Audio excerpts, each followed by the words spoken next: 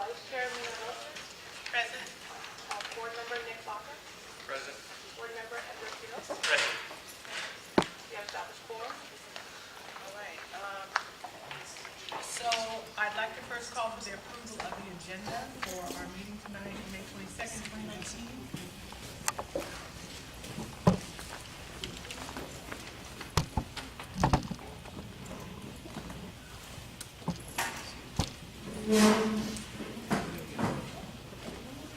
Are there any changes?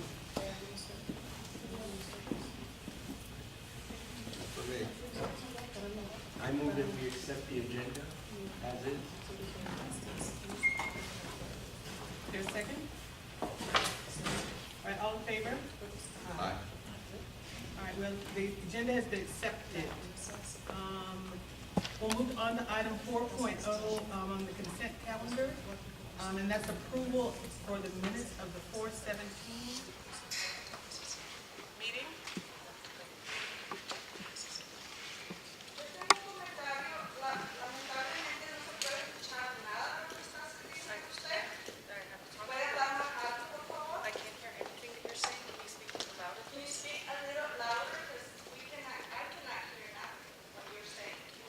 So we just called for the approval of the board minutes for 4/17/2019.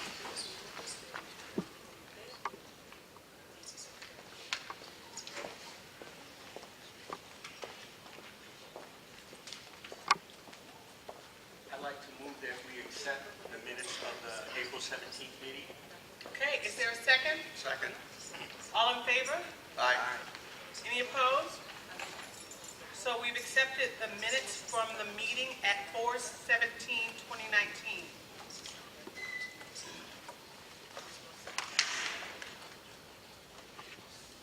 All right, so now we're going to open it up for public comments before we go to closed session.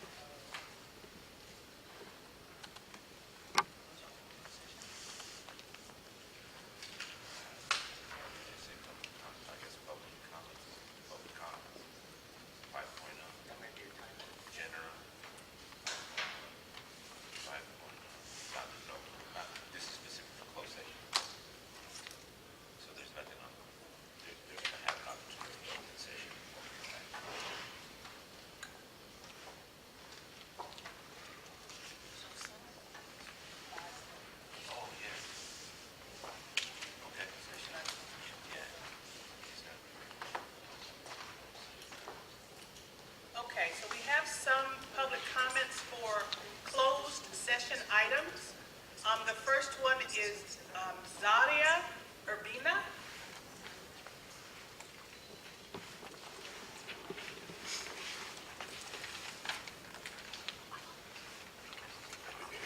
They should have a person like guiding people here.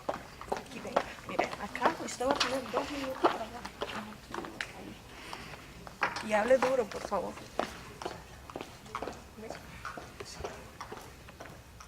So there are two closed session items that we're taking comment on now. One is the conference with legal counsel around anticipated litigation, and the other is the CEO evaluation. So those are the two subjects that you can speak on during these public comments. Do you want to speak on something else? Yeah. Okay. It's open comments later. So if you have other things to speak about, they're open comments a little later on the agenda. Okay, so I'll just wait for that. Okay. Yeah. The other closed item, comment that we have is Mariella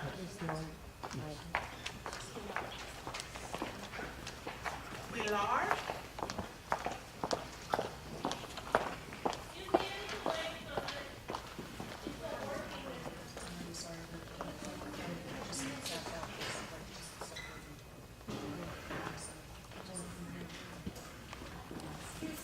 Do they need to be charged It's up? very well, we'll figure it out. But they're gonna go to those sections so we can figure out, okay? So I'm just gonna do the whisper interpretation. Voy a hablar en español, si me puede ayudar, por favor. Yo sé que aquí solo se puede hablar de sesión cerrada, pero ustedes han comenzado casi a las 6:25, lo cual tenían que comenzar a las 6. Entonces, yo me tengo que ir como a las 7:10. Entonces, me gustaría hablar mi comentario público ahorita. I'm going to say it because not everybody could hear it. I'm going to say it again. So, you were supposed to start, ¿a qué hora tenían que empezar? A las 6. You were supposed to start at 6 and you started at Está aquí en la 6:45. agenda. And I'm going to have to go at 7, so I would like to make my public commentary now because I would have to leave before you have your closed session. Bueno, mi nombre es Mariela Cuellar. Excuse me, it's been granted, yes.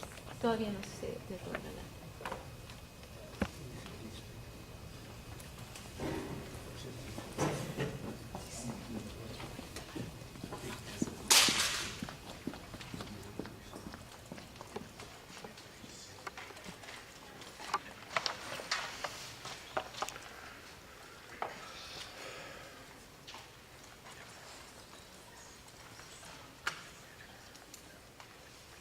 Okay, please proceed. Okay, mi nombre es Mariela Cuellar. My name is Mariela Cuellar. Yo soy madre de Benito Juárez y RCA, que es la middle school. I am a mother of Benito Juárez and RCA, the middle school. Quiero agradecer por los papeles y también porque ya veo que ustedes tienen sus placas. Yo I want to thank you for the papers and also that I see that you have your name. también me gustaría que todos estos papeles estuvieran en español porque hay muchos papás y me da mucha alegría que hay muchos papás y estudiantes hoy día. And I would like if these papers were in Spanish because I see many parents and I'm very happy that there are many parents present today Y estudiantes. and students as well.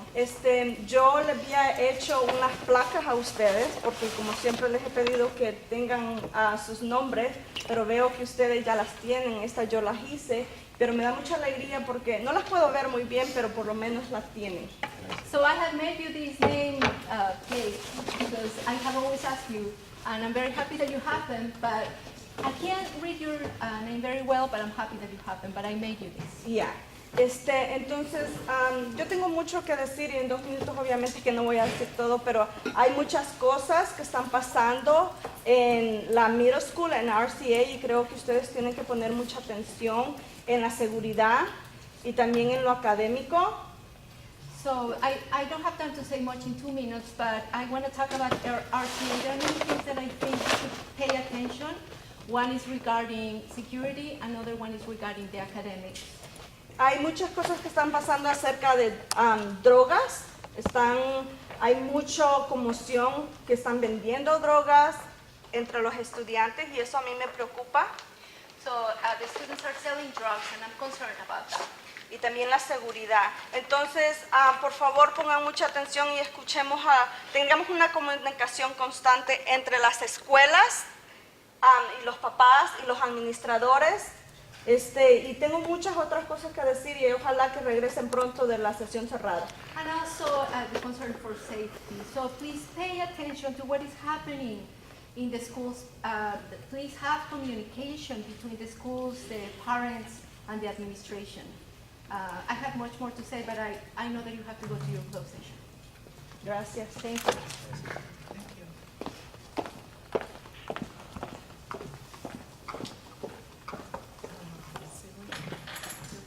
So we have another person for public comment during the, for closed session. And we Just change it to 9:20.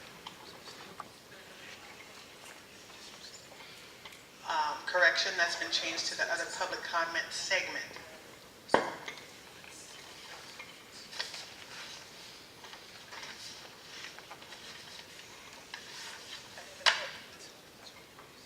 Okay, so we're going to recess for closed session.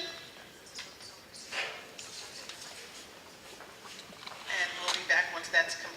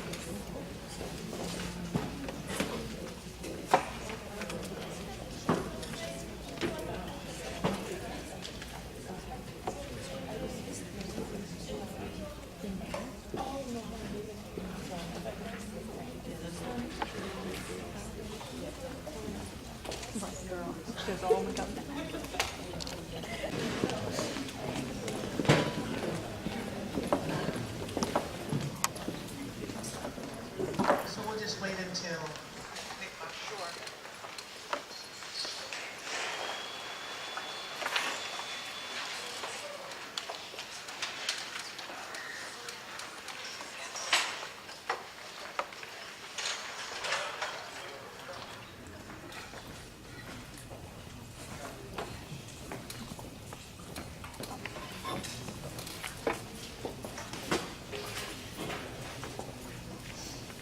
So we're reconvening from closed session. There were no actions taken in the closed session.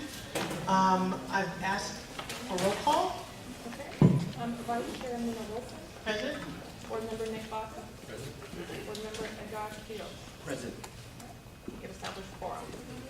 Okay, we'll move on to item 9.0 and public comment for the open session. We'll start with Zaria Urbina.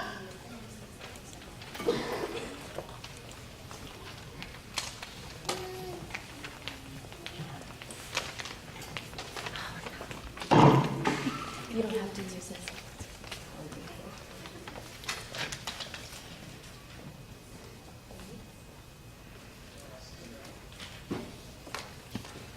Okay, my name is Zaira Urbina. I'm parent of one of the Oakland Charter High School, and my son Carlos Urbina. That's my reason here. My complaint is we need more communication with the principal as to talk of personal issues with the students. We also have a really sharing information, and we never talked with the principal. I never had a chance to talk to her in person. The meeting with her was canceled so many times since last year.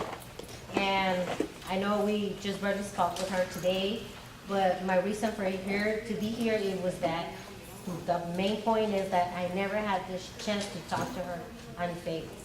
And every time they call me, they said, the principal says, and every time that I say that I want to talk to her, she's never there, or she's in a meeting, or she's somewhere else, but she never called me back at all. Another thing is that every time they have a meeting, I discussed with them already, but the translation, my English is not perfect, and it's many parents Hispanic that they don't really understand English, and we don't have the professional translation at the school. They use kids, the students, and when it comes to the teacher translation, they just translate the main parts and not all of it what they were saying, and the parents don't get it. So that's the reason why the parents are not there at all. So we don't feel comfy that they're really interested on our points because they're not giving us the right information. So we're not showing up to the meetings at all. And like I said, we want our kids to be comfy with the teachers or the principal, and they don't have that comfy either because they can't even talk to them. My son feels like the principal pick on him all the time. They be calling all the time, and it's not the principal, the one who talks to me. It's the secretary or another teacher, but she never gives me the face to talk to me. Thank you.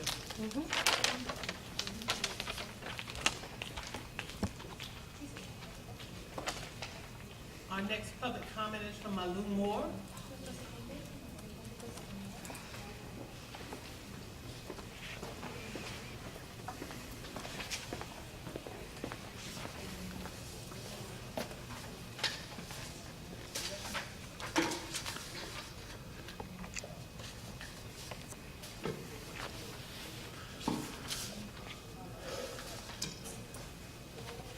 Okay, hi, my name is Malu Moore and I'm the wellness counselor at Oakland Charter High School.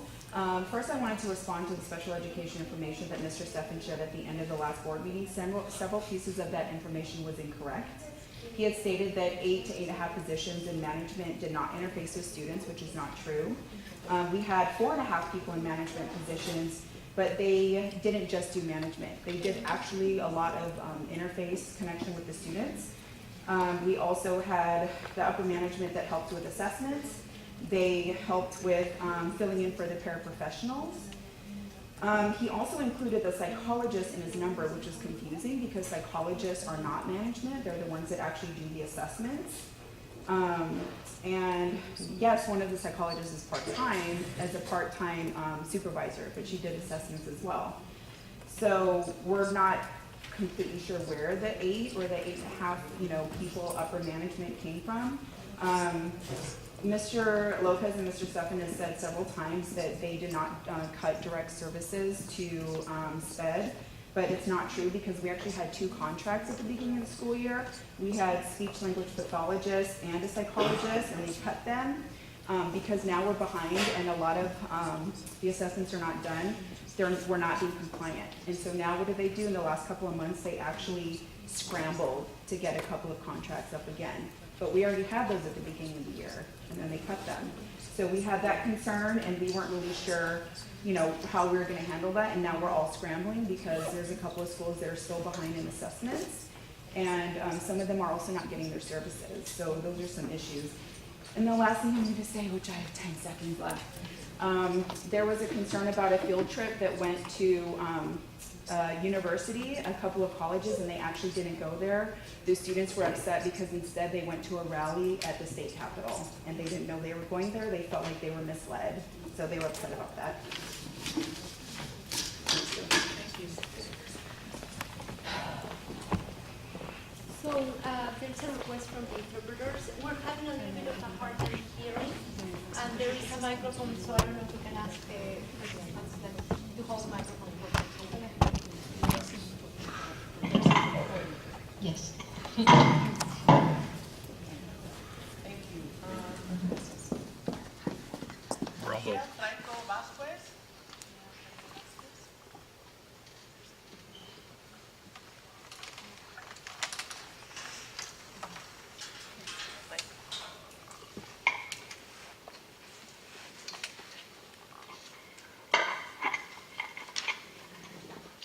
Hello, my name is Mia Franco Vasquez. I am a student at Oakland.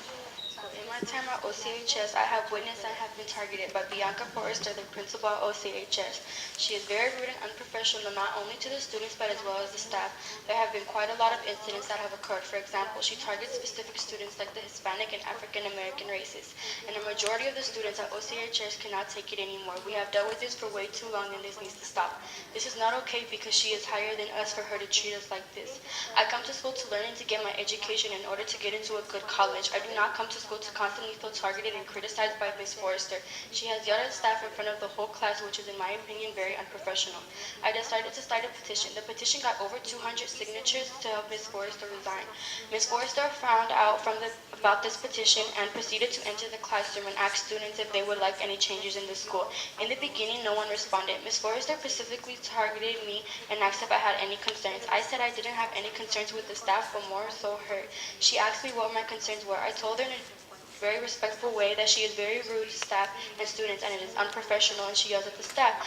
She then turned around to the teacher and asked him if she yelled at him, and he responded with no. I felt very intimidated by her because she kept coming back to me and asking questions.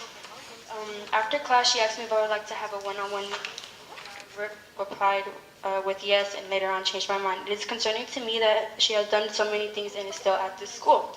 Now I'm going to read the petition. The petition states, we as students at Oakland Charter High School believe that we deserve to be treated as human beings. We notice that our principal, Ms. Forrester, is especially disrespectful to students who have gotten in trouble before, and she holds it against them. Some of us have also experienced and seen racially discrimination against the Hispanics and Black students and automatically thinks they did something wrong. Ms. Forrester has also been unprofessional and screaming at the teachers in front of students and not respecting their opinions they have. She doesn't listen or respect the staff or the students. Below, all right.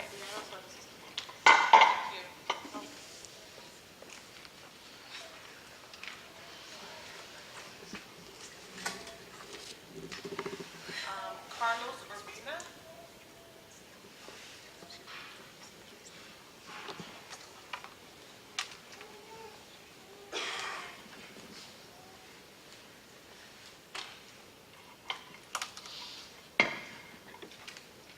Hi, my name is Carlos Urbina, a student at Oakland Charter High School. My concerns were that my friends and I have gotten in trouble and seen a way to always fix it, but every time we seem to get it like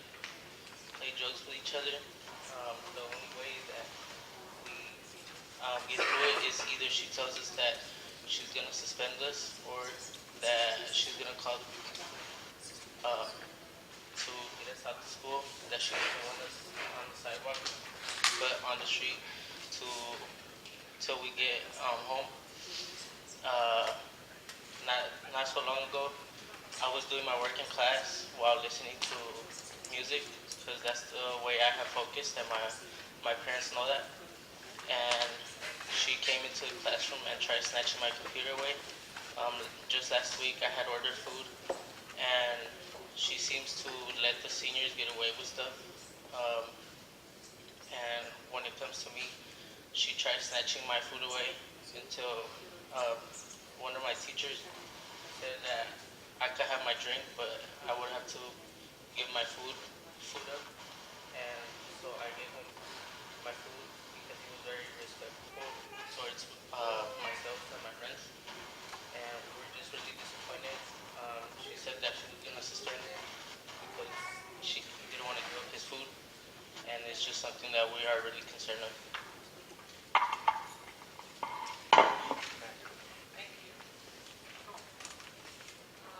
Mariana Chavez.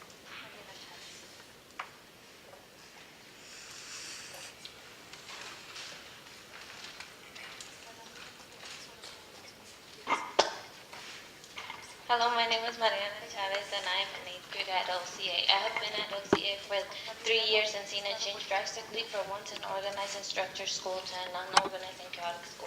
For example, parents and students used to have communication with the school by phone calls, memos, parent-teacher conference, and meetings. However, these past years, parents have gotten 0 memos, report cards, and progress reports have mostly never been report cards and progress reports have often been given a week late or not given at all, leading to parents worrying about their child's grades and students having files missing in their school records. A way to remedy this would be to have communication between both parents and students like we used to. Additionally, students are not learning, and if they are learning the wrong elements and topics. For example, 6th graders are learning that the height of a triangle is the hypotenuse. Meanwhile, 7th graders are not learning nor are at the pace they are supposed to be on. We can fix this by giving students the proper education. Thank you.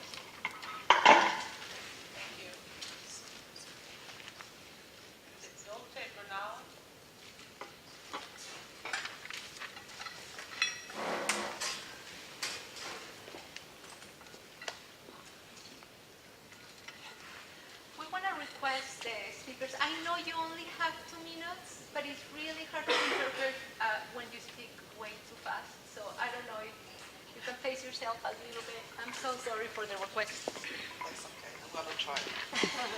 You can listen to me.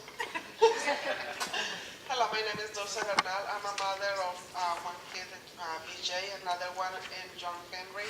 I have 2 kids, very opposite, one brilliant and one with special needs.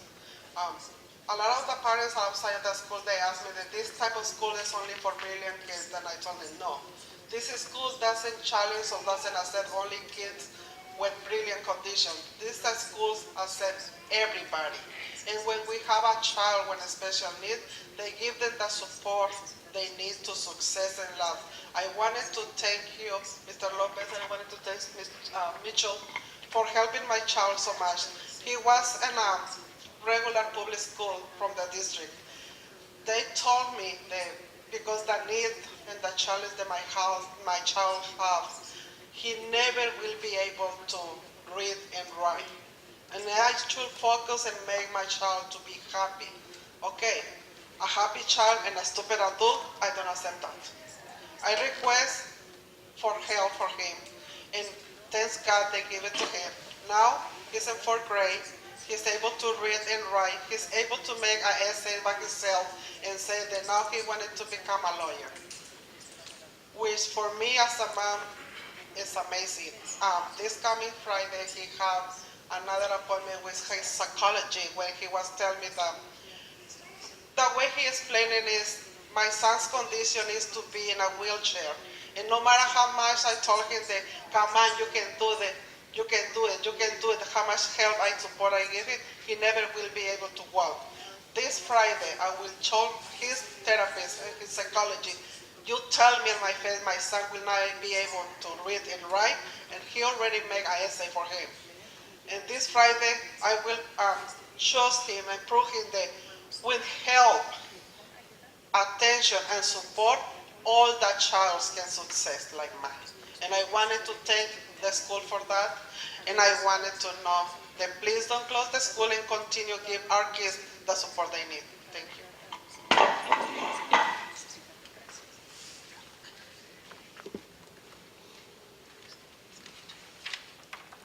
Jessica Mitchell?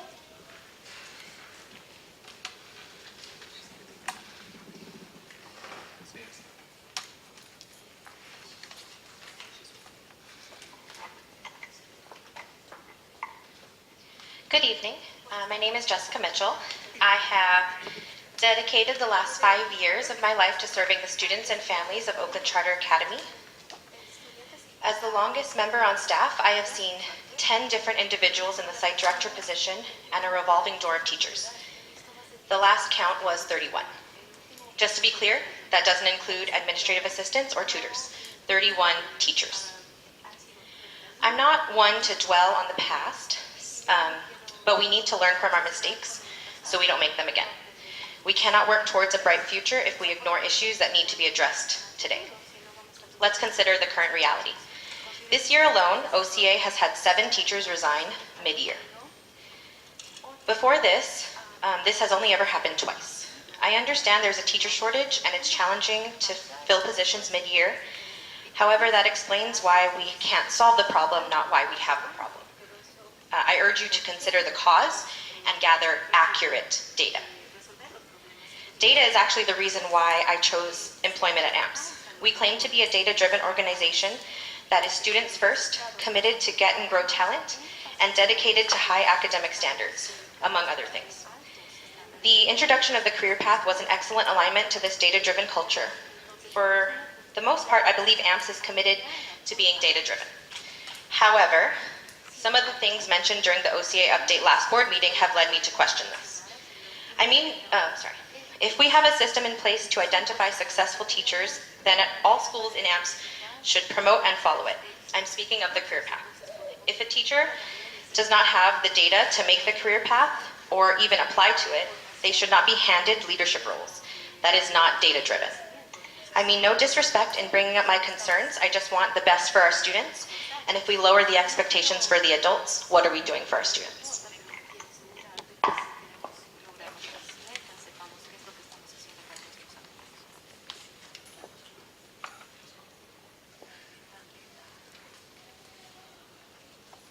Juliana Vega?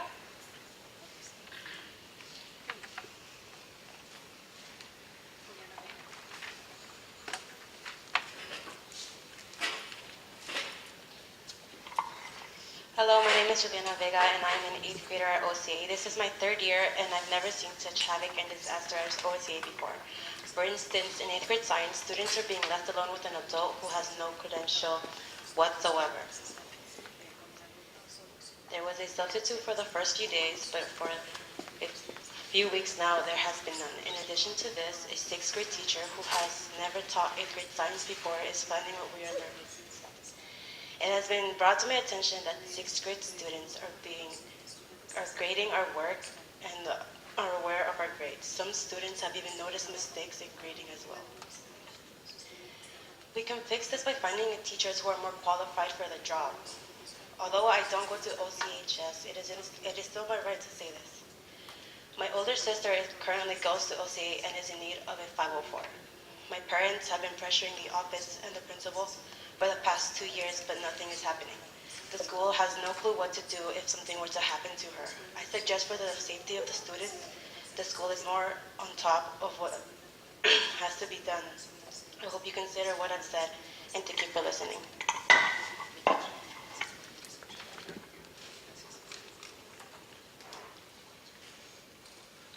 Charlene Perez.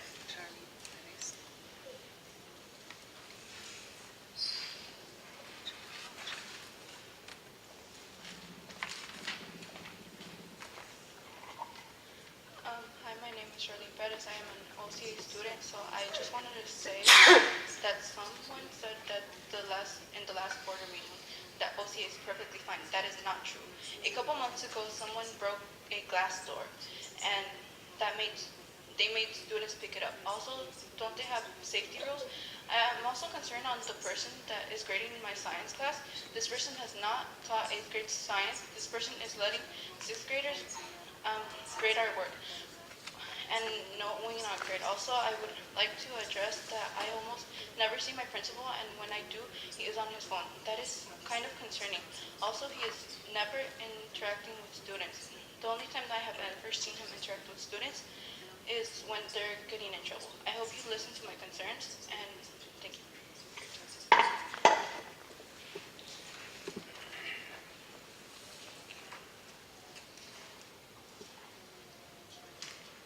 Aya Jackson?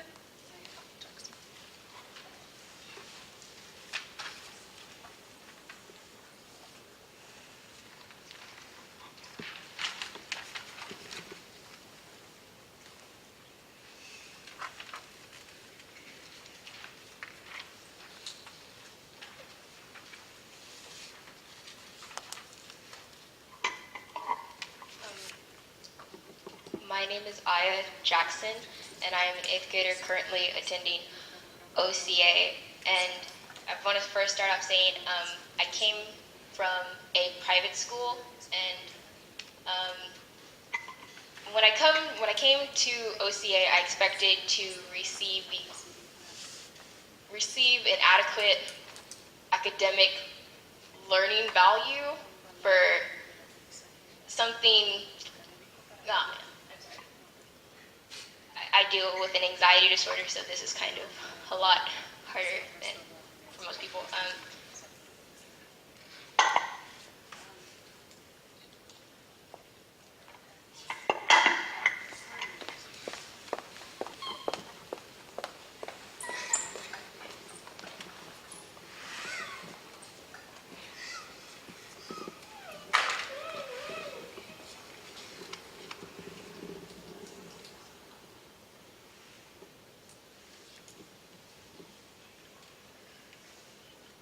So we'll allow time for her to come back if she would like to. But we'll move on in the interim.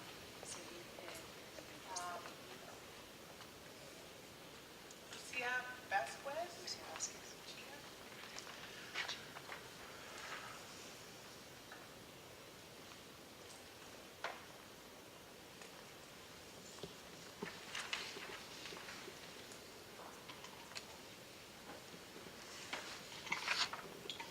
Hi, my name is Lucia Vasquez. I'm a parent of a 9th grader at the Oakland Charter, Mia.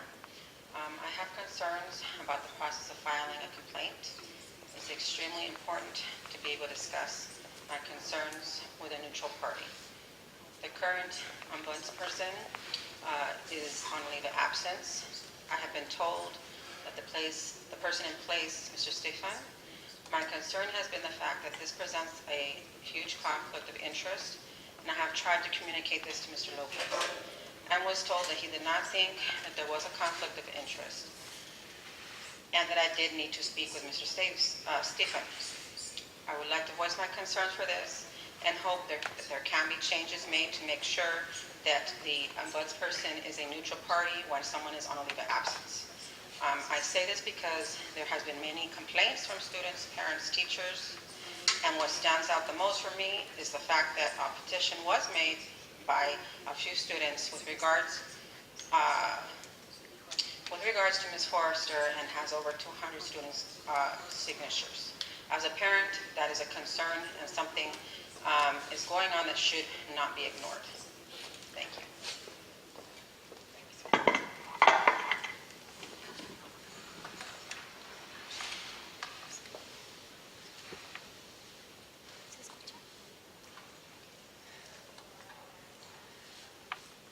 Josiah Carbonell?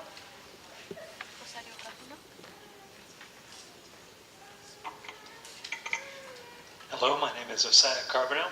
I've been teaching at Oakland Charter Academy for 3 years now. When I first signed up for OCA, I looked it up on the internet, and found an article by a former teacher who was hoping to ring the bell about the absence of supports for English language learners. And in my time at OCA, in my 3 years, there was 1 year where there was a program, which is last year. Since then, there have not been any supports from my new English from my students who are coming from Honduras, El Salvador. And for me, I think this is really surprising, considering the fact that the majority of our students are Hispanic, where the fruit fails. So the majority of our student body, 90%, there's a reason that so many of our students are below reading level for their grade level. That's because a large number of them need that support, and we're not getting it. Thank you.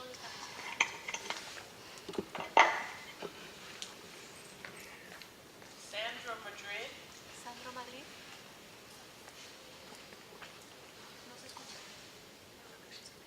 Ah, usted.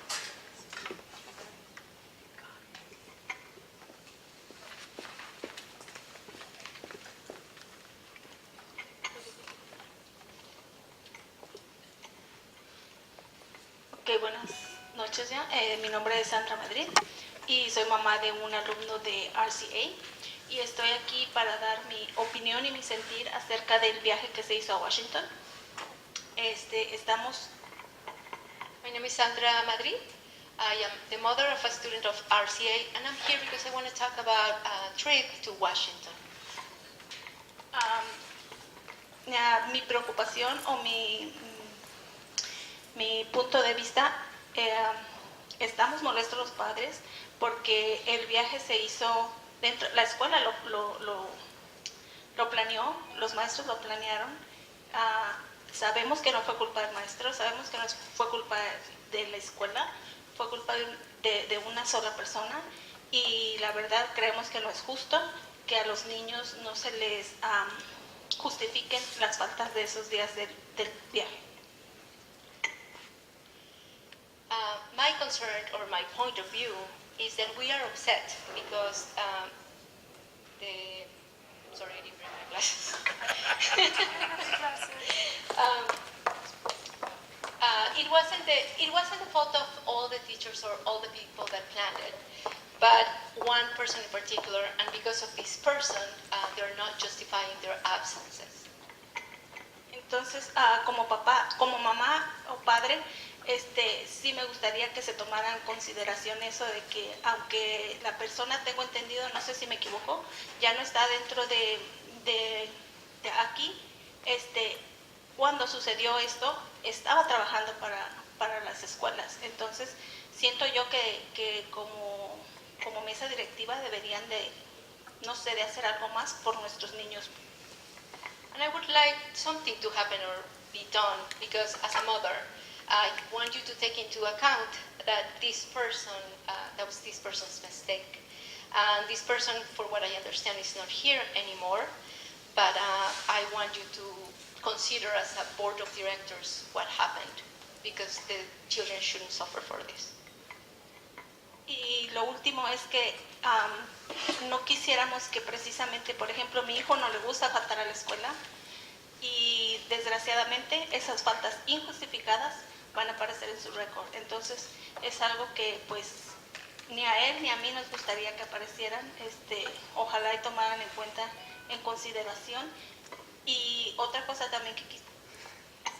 Yeah, my son doesn't like to have absences in the school, so both my son and I would like you to take that into consideration. Another thing is que me siento triste de ver que soy la única mamá.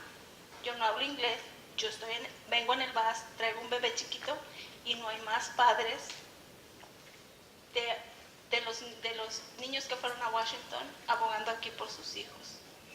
Entonces, pues, gracias, eso es todo. I'm sad to see that I am the only mother of the children who went to Washington, and I am here. I don't speak English. I took the bus. I have a baby, and I don't see other parents that whose children went to Washington. So I wanted to express that. Thank you.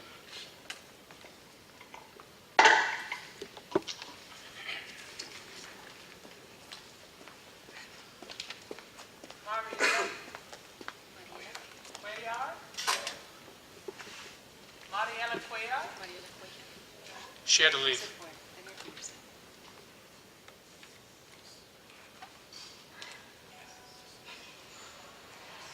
Maria Cuellar again. I have a third one for her, a fourth one for her.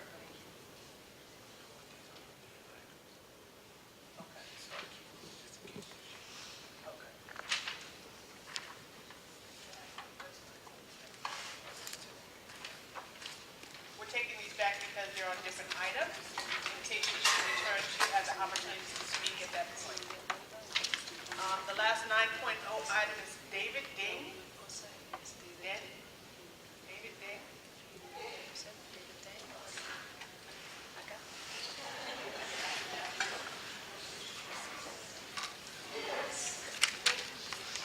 Mariella will not be returning. She had another function to attend.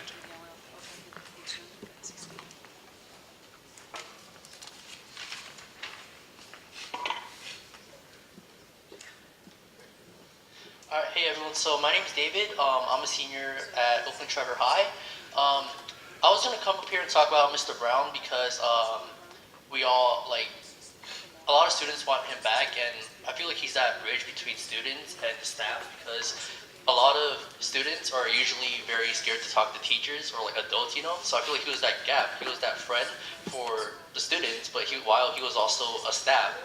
But after hearing what some students said about Miss Forrester, I just want to give you guys another perspective on Miss Forrester. I feel like a lot of students haven't really given her a chance to connect simply because, I don't care if everyone in school hates me for this tomorrow, but I feel like it's simply because she's white. I've been hearing a lot of comments in school saying, she's white, she wouldn't understand, she's white, she's this. Like, a lot of students haven't given a chance for Miss Forrester to connect with them. For me personally, I opened up myself to connect with her. My grades were really low, my grades were really low a couple months back. Miss Forrester spent the time to pull me to her office and discuss my grades with me. And she was really reasonable with it. She wasn't just like, your grades are bad, why? You have detention, you have Saturday school. She wasn't like that. She was trying to understand why my grades were low. And when she comes into classrooms and to observe the teachers and how they're talking, she's not like most of the other staffs that come and just stand there and looks at the classroom. She interacts with the class. And also she opens up her personal life to the students. She talks about her family and uses her daughters as examples to encourage students to get to better colleges and encourages them to have like a better future. Alright, so I also want to say, Mr. Brown, I made a survey for the students. Out of all the responses that came back, I asked 2 simple questions. Do you... Thank you. Okay, so we'll move on. Those are all the public comments we have for 9.0. We'll move on to item 10.0 in the presentation. And we'll start with item 10.1 in the instructional update.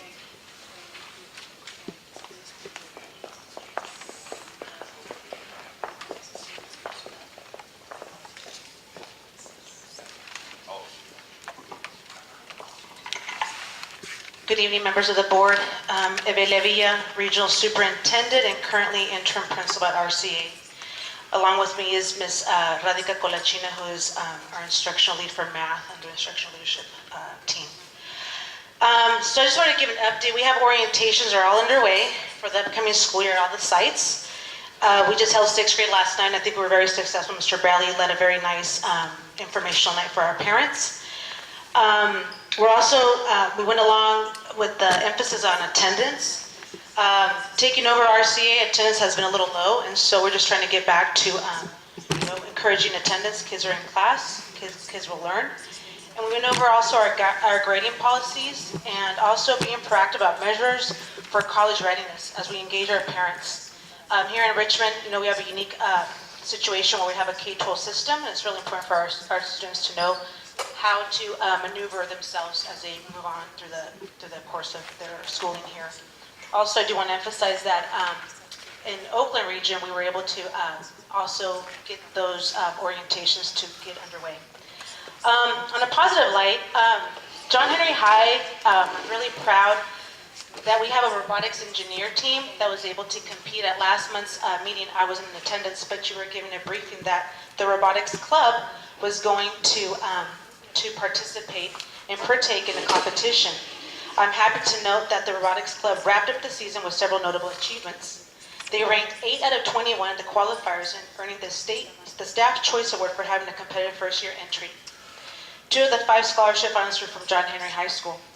John Henry High School seniors also earned scholarships, and there was only 1 student that walked away from the competition with several thousands of dollars. I asked him to treat me to coffee next week.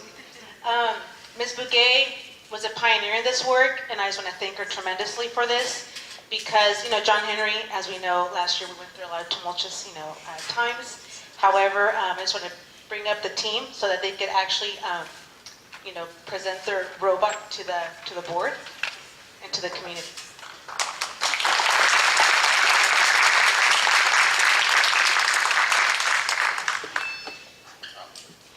Who's the captain who could maybe guide us through this presentation? My captain.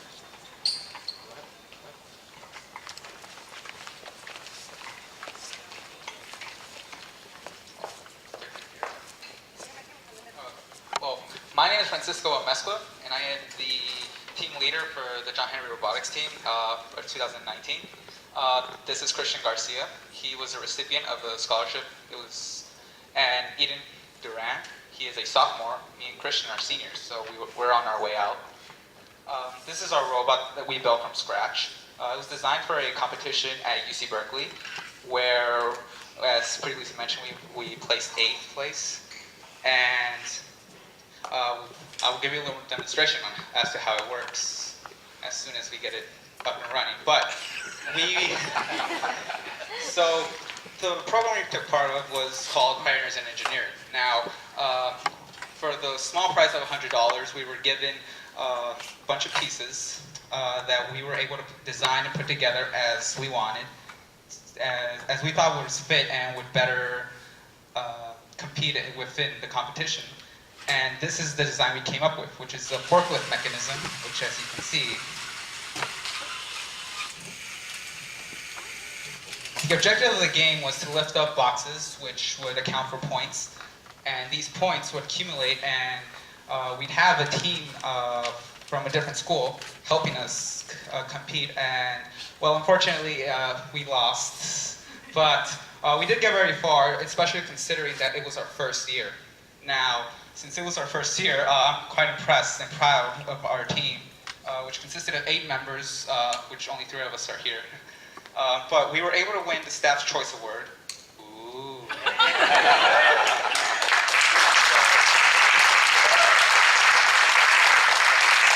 I'm very proud of this, and we couldn't have done this without our advisor, Ms. Bigay, of course. She's over there.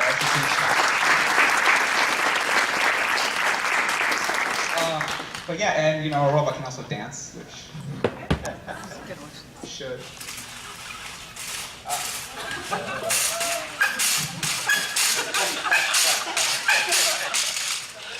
Yes, other than that, My car doesn't. I hope that in the future the robotics team within John Henry grows, because at first students thought that it wasn't possible, that we couldn't build a robot because none of us had experience. But now that they saw that what we're capable of, I'm sure that next year this club will only grow. And for us, the seniors that were part of the team, which was everyone except Eden, which he will be taking charge of next year, basically this only leaves a legacy, and it makes us very proud.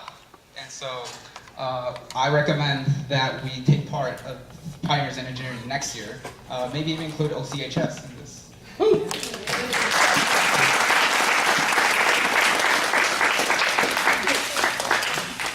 This is Miss Flores, and she has a few words to say as well. Yeah, so first of all, congratulations, guys. Very proud of you guys. And I also wanted to thank Ms. Bouguet, because she was going every Saturday to UC Berkeley for the workshops and the trainings and just the competitions and all of that. So thank you for giving your time, supporting our students. So we have this flower arrangement for you. Thank you so much. And thank you guys as well for starting this.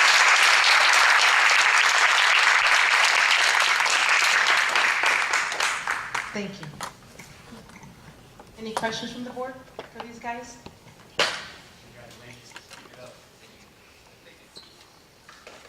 What was your biggest learning from the experience?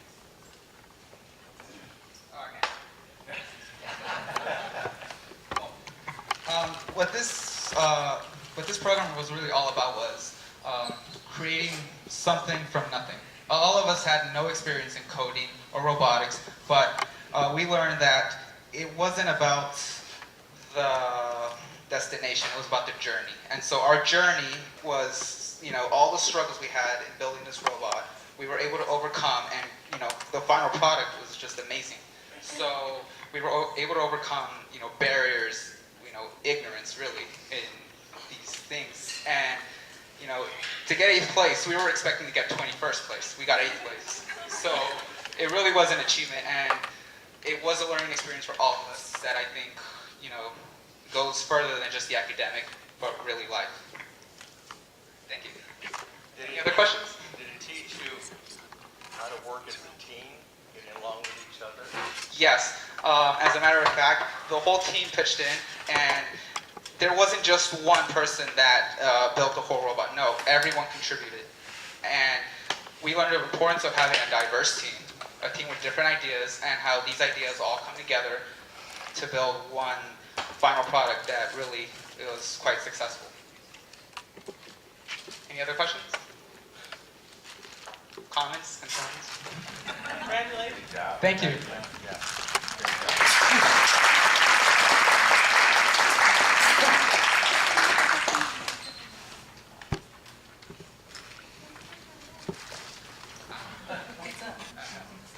You didn't get a chance to chop up the other ones, right?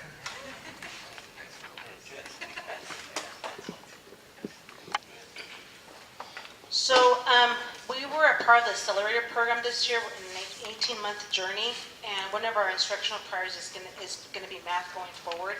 We want to effectively implement a Common Core line curriculum that hits our 3rd through 5th graders. I'm going to hand it off to Ms.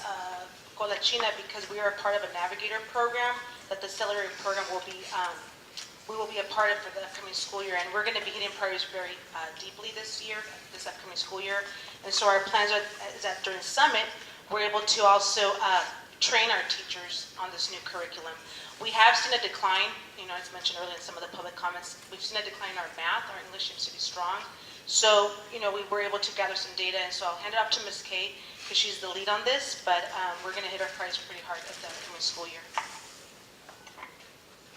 Good evening. So, as Ms. Villa stated, we are moving into a new curriculum. So can I just stop to clarify, are we moving on to item 10.2? Not yet. It's still part of this. Okay. So this basically will affect the elementary school, only 3 through 5 grades, that we are adopting a new curriculum that we have bought from Accelerator Charter Network. So we've been with them for 18 months, and through the trainings, multiple indicators that we have seen, dips in math scores, and also the indicators from the critical trend visit we had through the Accelerator Charter Network. We also had, was it 102, right? Bellwether report, and it all stated that we need more supports in math instruction. And some data from CASP. In 2014-15, we had grade 3 at proficiency of 40%, and it has come down to 28% in the last 17-18 school year. So we've seen that dip, and also have seen reports that stated the need for a change. So we are adopting this Navigator program math curriculum. What this program brings with it is implementation support. That's the main thing. We are going to have a coach from the Navigator program who's going to be working with Ms. Salita Mitchell and myself. We are going to train the teachers in implementing this program and have weekly check-ins. And we have some goals with respect to this program. So what we do want to see at the end of 1 year is teachers are internalizing grade level standards and are able to execute classroom instruction through intellectual protocols. At least a 5% increase in students meeting or exceeding grade level standards. And by the end of the year, 75% of students in each grade demonstrate proficiency or advanced skills based on the benchmarks provided by the curriculum. Finally, one last thing, we want to focus on BJE's development on student work, looking at student work protocols for teachers and administration. So these are our goals for the next year. If you have any questions, I'll be happy to answer. So when we say look at the data, we are looking at numbers provided by, say, an assessment. End of the assessment, you get some numbers. But what we are missing is looking at student work and saying where they have areas of growth. So we don't have any protocols in place where we are doing that presently. And this will be one of the pushes from the Navigator program. Are those baseline assessments, midpoint assessments, and exit assessments, or how will you execute that? So they have 4 different benchmarks throughout the year, and weekly quizzes also are part of the program that comes with it. Yes. Part of the ELA section, which we're not, this year we're focusing on mathematics, and we can't unpack standards enough. There's so much, but in the deep detail of what the staff is going to take on this year. Just to comment on ELA, to answer your question, is that part of it's an authentic assessment of actual writing, student writing. So the schools next year, not this year, but next year, they're going to have a reading day where all the teachers that are going to read student essays and student work to get authentic assessments rather than just purely data points.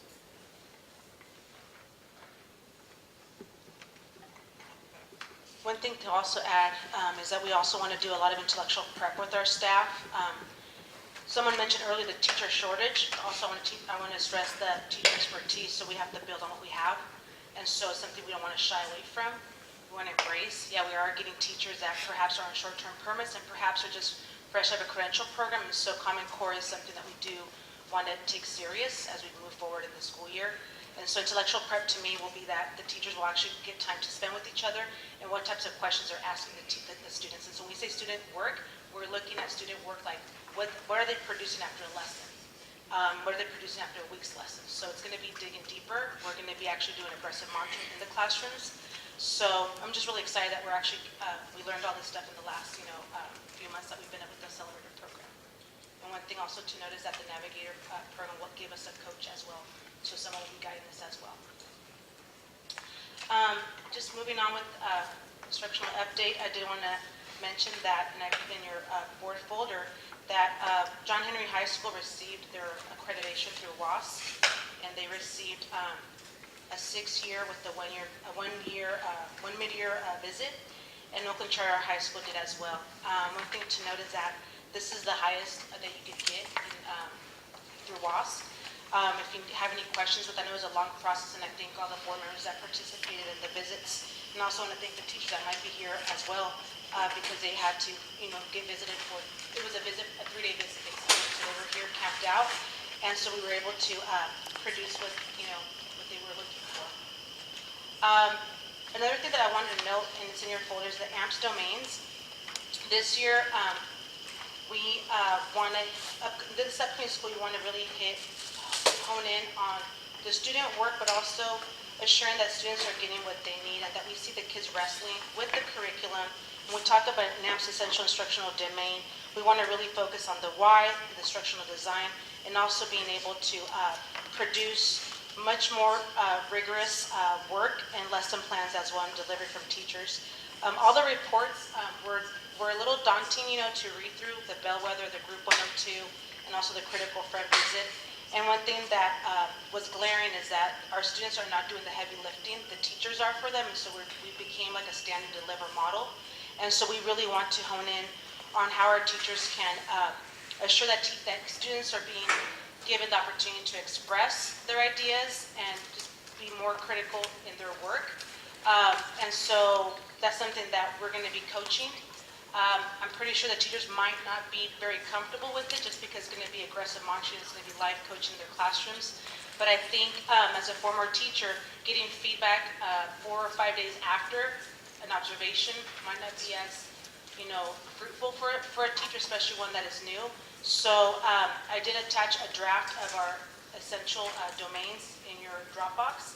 We've been going through these with the leaders. They had a chance to actually add any comments, make any suggestions, and so I think we're going to be rolling these out pretty soon to the staff as well. Do you guys have any questions with that?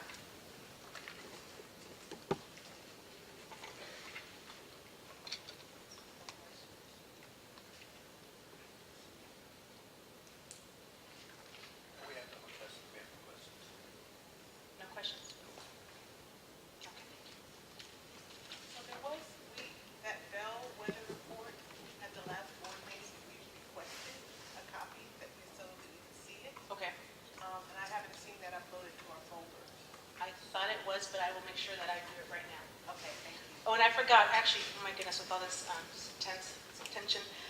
Actually, we wanted to highlight our graduation, and Ms. Sierra will be presenting on this. So Ms. Sierra is the college advisor.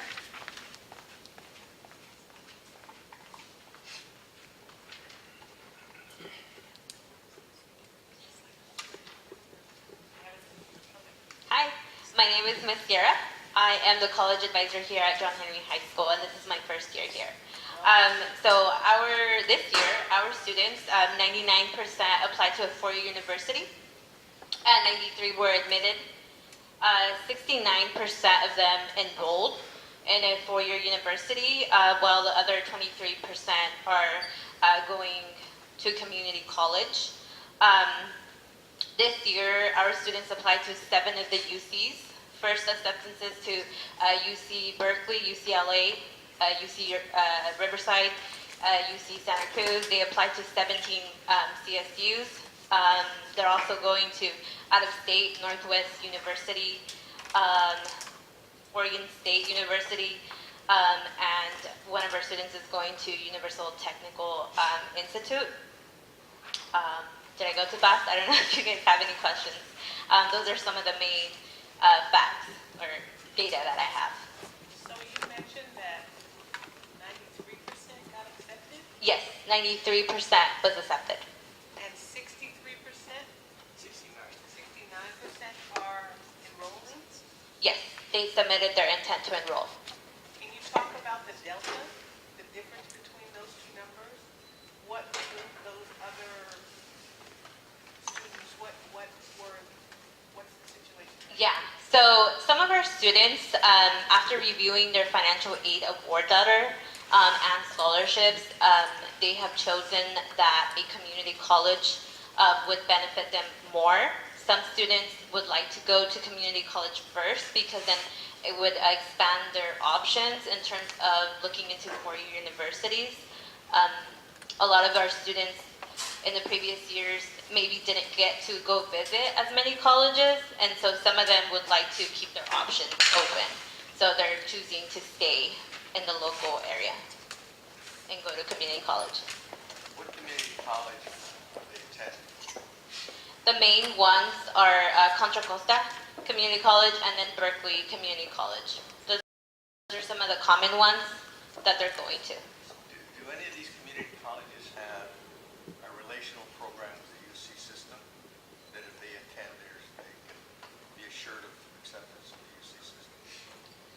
I believe all community colleges, they all have great support for students transferring to UCs. A lot of students who are going to CCC or Berkeley Community College, I also encourage them to enroll in the first year experience program, so that offers them mentoring and advising to ensure that they transfer and they don't get kind of lost.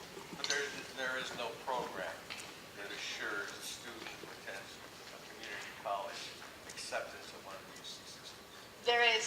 So there's two programs that do that. One of them is the Puente program, which they do both things. They help them transfer into the UC and CSU system. If the student is interested in a private college, they also help them with that route.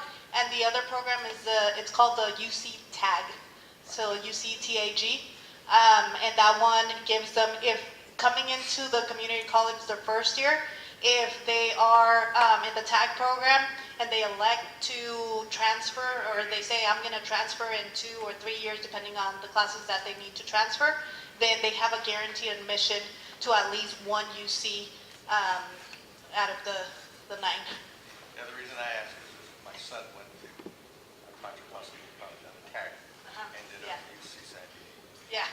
Yeah, the two great programs that we're trying to get our students to also visit. So once they go through orientation at the community college, and once they go through the orientation and the assessment program, we're trying to get them to go to the office, the Puente office that is there, and also take advantage of the UC TAG program, because we definitely, most of those students who did not want to enroll at the 4-year college, out of the 90 to 93%, they're telling us that they want to transfer, so we really want to make sure that they have all the opportunities and the skills and just everything that they need in order to make that step after 2 or 3 years. You may not have this data, but you have comparable data for the Richmond Public School system, high schools, and their acceptance rate for your institutions? Not yet. So for this year, not yet. Last year, I do have those numbers. I don't remember them, but if we have another instructional update, we'll definitely put those numbers in for West Contra Costa and also for OUSD. I want to thank the staff. My son's graduating this year, and he was very unmotivated, so whatever Ms. Flores and Ms. Sear did, he probably has one favor than the other. He will be attending the state school himself. I'm going to bring Oakland Charter High School. Ms. Forrester will be giving the update for her school. The microphone isn't working. Sorry about that. Also, graduations for John Henry will be June 8th, and invitations will be handed out. So in Oakland Charter High School, 99% of our senior class applied to a 4-year school, and we have acceptances for 87% to a 4-year college. We also have a similar disparity in the number of students who are accepted at a 4-year school and the number of students who are choosing to attend a 4-year school. So we have 43% of our students who are going directly into a 4-year college. And what we're noticing about that is it's primarily because they either did not get into their top school of choice and they're going to go to a junior college and then transfer. Also, we had a really unusual number of kids apply specifically into majors that are impacted this year at 4-year schools. So they realized, okay, if I go to a junior college first, and that's actually the route that I took too, so really want to encourage students to take that route and take that opportunity. The other thing is that some of our students found with their financial aid packets that they weren't what they were hoping for, and so as a result, they decided that it makes more sense financially to go to a junior college and then transfer to a 4-year. We also have 3.7% of our OCHS students join the United States Navy, and they do plan to attend college after their service.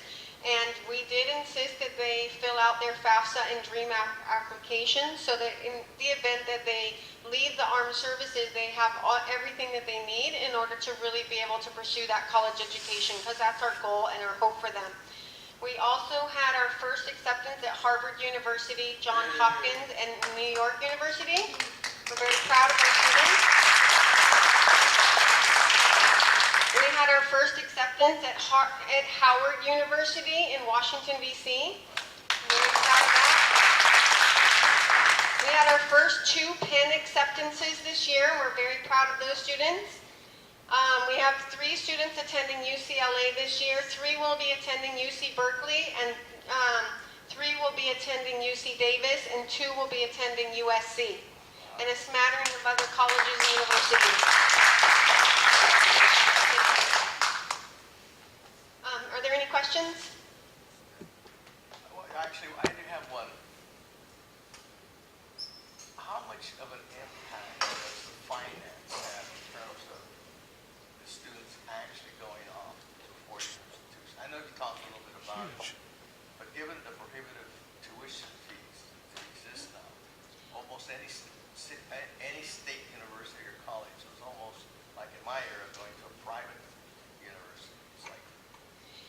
actually, I'm glad you asked that because there's two things. So 89% of our students qualify for free and reduced lunch. That's a really significant portion of our population.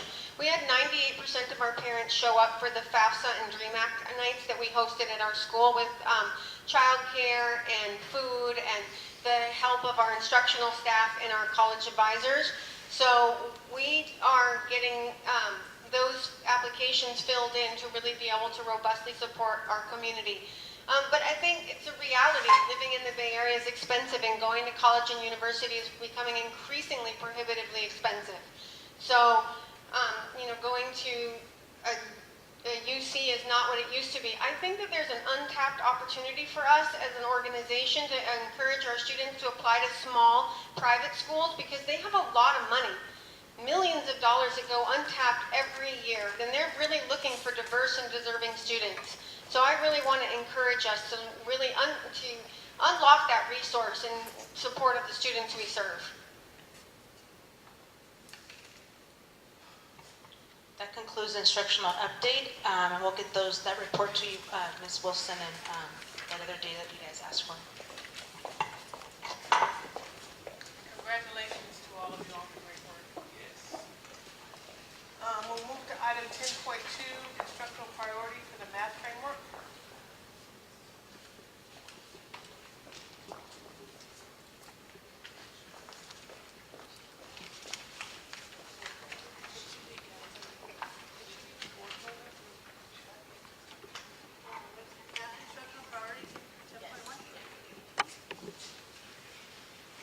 Good evening, members of the board. My name is Jill Whitfield, and I've been a teacher at DCA for 6 years, teaching math, and this year I'm currently the Dean of Instruction at Downtown Charter Academy. Today I'm here to talk to you about the changes that we're planning on making for math instruction from grades 6 to 12 for the upcoming school year. We're planning on making 2 changes, and as soon as the slides are up there, I'll be able to share them with you. I can speak to them a little bit. The first big change is that you do have them? You can see them? Okay. The first change is that we want to accelerate, rather than accelerating in middle school, we want to change that acceleration point to high school. And then the second point is that we are going to use a task-based curriculum instead of the traditional direct instruction model that we've been using in the past. Ms. Villa and Ms. Colachina mentioned that in our critical friends visits and all of the outside visits that we've had this year, that was something that was common in the feedback, that the rigor was lacking. And so that's one of the things that we want to highlight in selecting a new curriculum. So first I'm going to talk about the purpose for accelerating in high school instead of middle school, and then after we talk about that, we'll talk about the curriculum that we've selected to move forward. Before you start, can you talk a little bit at a high level about the difference between task-based and traditional direct? Yes, here we go.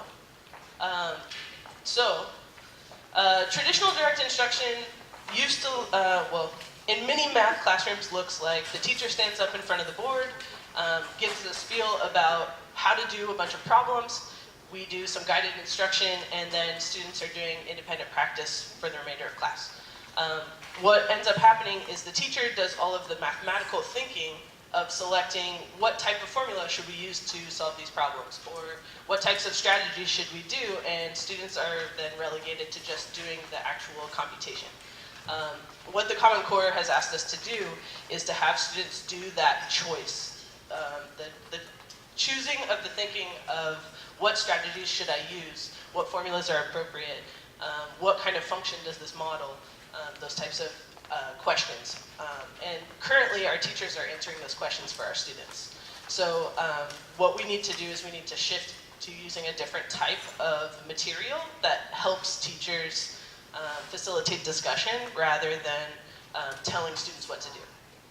Yeah, so the new curriculum, which I was going to show you, kind of looks a little bit more like this diagram, in which a teacher is going to present a task to students, and they're not going to tell them how to do it. Instead, they're just going to make sure that all the students understand the question. That task has to be a discussion-worthy task. So, for example, what is the square root of 100 is not a discussion-worthy task. There's just one answer to that. I can't have a discussion with the student about that. But the tasks that we have selected based on the curriculum are asking much more open-ended questions that allow for discussion. It's really hard to supplement our current curriculum with those types of tasks because teachers have to go out there and find them. So what we did was we selected a curriculum that is based around that type of model, and it provides a lot of supports for teachers how to actually facilitate a discussion in math. Most people have not experienced that type of math instruction because this is new.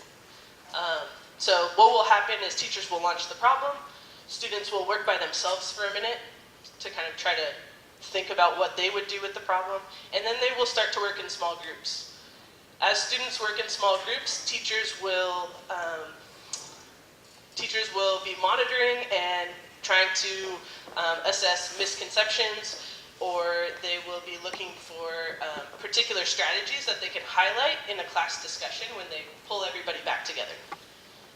The last step will be to pull everybody back together and to help students synthesize their learning. This is kind of like the traditional notes part of class, where instead of doing that at the beginning, we are now doing that near the end. So students are the ones who are coming up with the ideas and then summarizing their learning. And then, of course, because we do focus heavily on data, we do have formative assessments available for every unit and every lesson.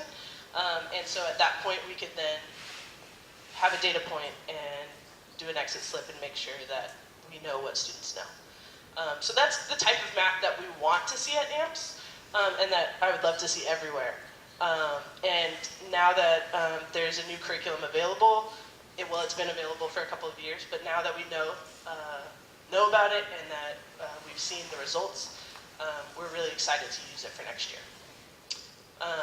In order to use that curriculum, though, it requires that we teach 6th, 7th, and 8th grade math, and currently we don't do that.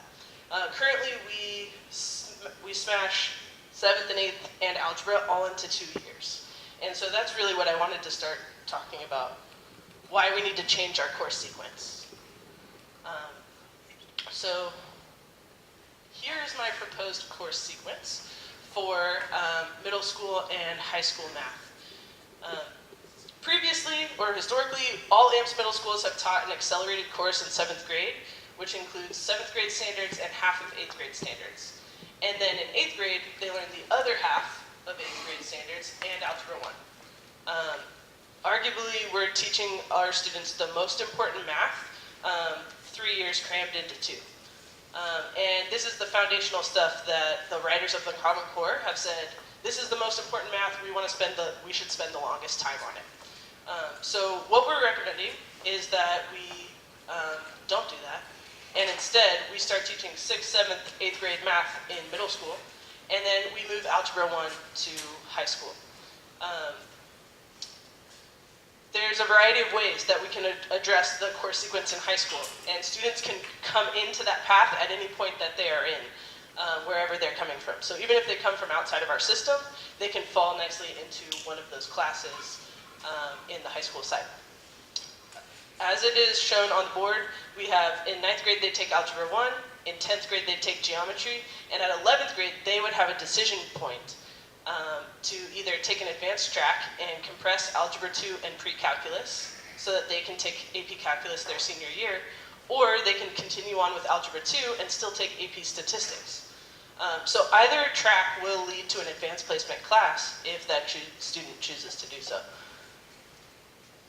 Currently, we are forcing students, all students, to accelerate in 7th grade. And we've seen from our own AMPS data that that's not developmentally appropriate.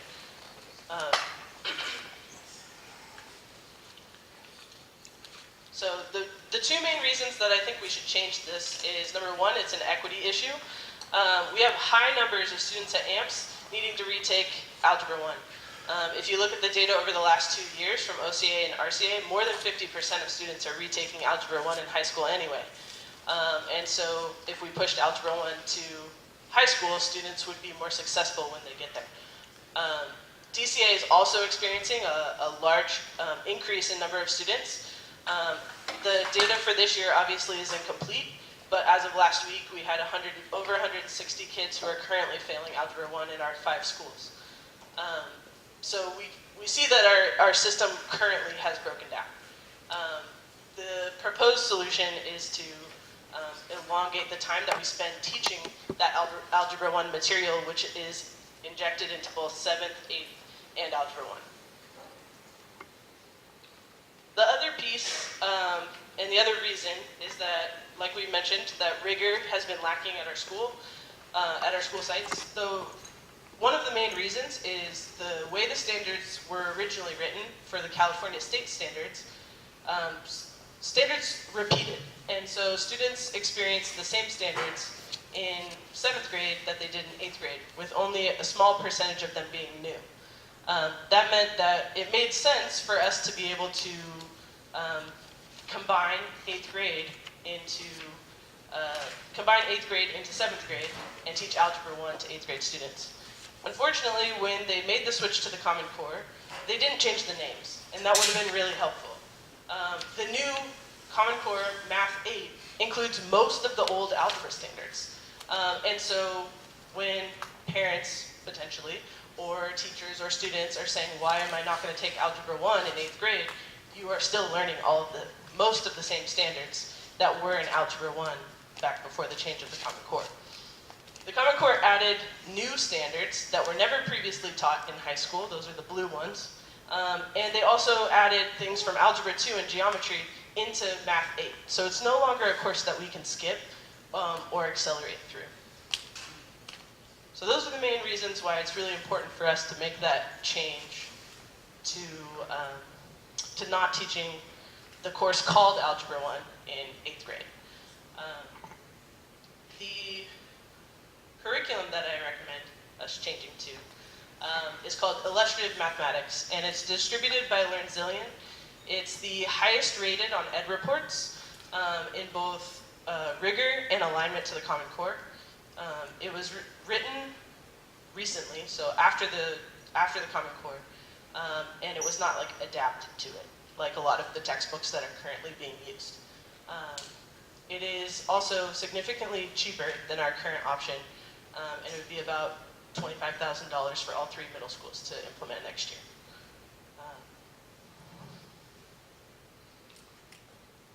And yeah, that just brings me back to like, what does it look like? And what it looks like is like vastly better than the setup that we have now. And it is not for lack of trying on part of administrators or teachers. Making the switch to the Common Core and the shifts to the Common Core, nobody really understood how that worked back when we made that change 5 years ago. And now that we've done some research, and now that lots of education researchers have done studies on the efficacy of group work and how to use task-based instruction, I think it's time for us to make that change so that students are doing more of the lifting in the classroom. But that means that we are going to have some needs on how to implement this well. This is a very different looking type of curriculum than any of us probably experienced as students. And that tends to be what teachers do when they don't know what to do. They fall back on their own experience. So teachers and coaches are going to need training and facilitation of the new curriculum. And we're going to have to expect that the implementation plan is a multi-year implementation approach because it's not going to be like a silver bullet. We are going to have to learn how to do this together. And we do have a plan for how we are going to implement professional development for teachers, for coaches, and how we are going to support teachers in learning these new instructional moves. And another implementational need that we will have is we have to figure out how we are going to message this to parents so they understand 2 really important things. We are still teaching algebra concepts to your middle schoolers. They are not having an easier experience by any stretch. And students will still be able to finish calculus in high school if they want to. And it is their choice. And I think it is only appropriate that we allow students to choose rather than choose for them in middle school. So that is our plan going forward for next year. Do you have? Questions? Yeah, I'm curious basically around the issue of change and how adults react to change. In this particular change, which definitely the proposed outcomes are significant, what kind of reaction have you gotten from your math teachers in terms of adopting this change? And how easy do you see them accepting this? Some of the teachers at DCA have started using, because it is a lot of the curriculum is freely available online, we have started to use some of the tasks in class to try to make this change. And what I've found is that teachers see the benefits of students.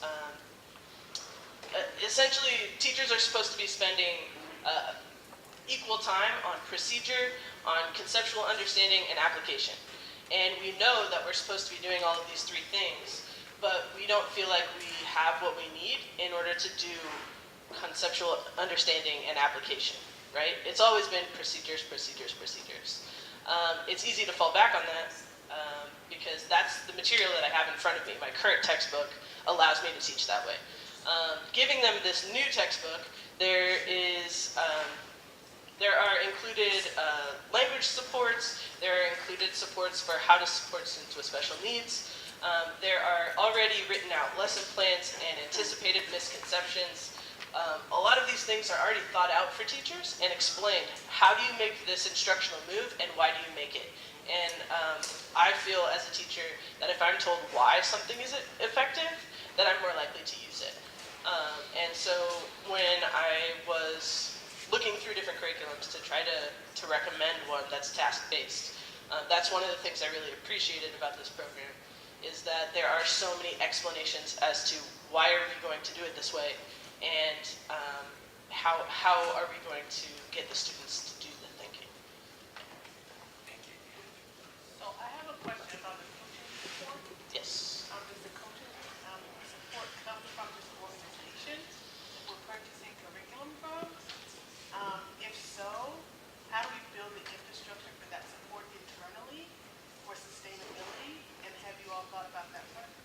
Yes. So the implementation plan for professional development is that all people who are currently coaches internally will be participating in the math trainings with the teachers. Without their understanding of the curriculum, they would have an incredibly difficult time trying to coach teachers to use it properly. And so we are currently in the process of figuring out what that implementation plan can look like from these outside people coming to provide professional development for us. And also we have kind of a list of topics of things that we need to address throughout the year, and a couple dates already picked out for when teachers are going to get together. All of the math teachers are going to get together so that we're able to do that. So some of that support will be from outside, and some of that support will be from people who are already coaching math teachers inside. What metrics are we going to use to measure whether this is a successful change or not? Well, I think that the student CAST scores will be a primary metric. We'll also still use our NWA information to be measuring their growth across the year. And then the curriculum itself has pre and post assessments for each unit and each lesson. So there's a plethora of assessment options. One thing also to note is our credit recovery. We're suffering at the high school level with credit recovery with the Algebra 1. So, for example, RCA right now has a 50-point blemish in math. So I look forward, the teachers are looking forward to having the lesson plans already scripted out for them. So this is a program that's going to definitely benefit our students, and the indicators will be CAS. Definitely we need that for renewal. But credit recovery right now, we spend amount of monies on our students during the summer to make up work that they didn't fulfill in the year. So I think this will be a great benefit at the high school. So one of the things I'd like to ask, as you, because the measures that you described are outcome measures for the students, in order to have sustainable outcomes, you have to have process measures in place with the teachers. And then balancing measures, like what are they unable to do because they're doing this, right?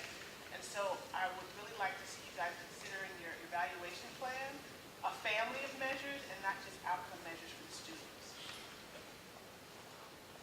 But the process and balancing measures as well.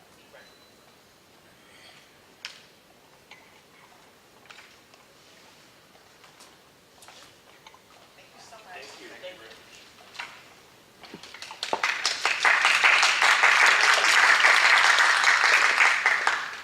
And we're going to move on to item 2.3, OCHS Linked Leaders Program. Mariella Queller has just returned. Apologize.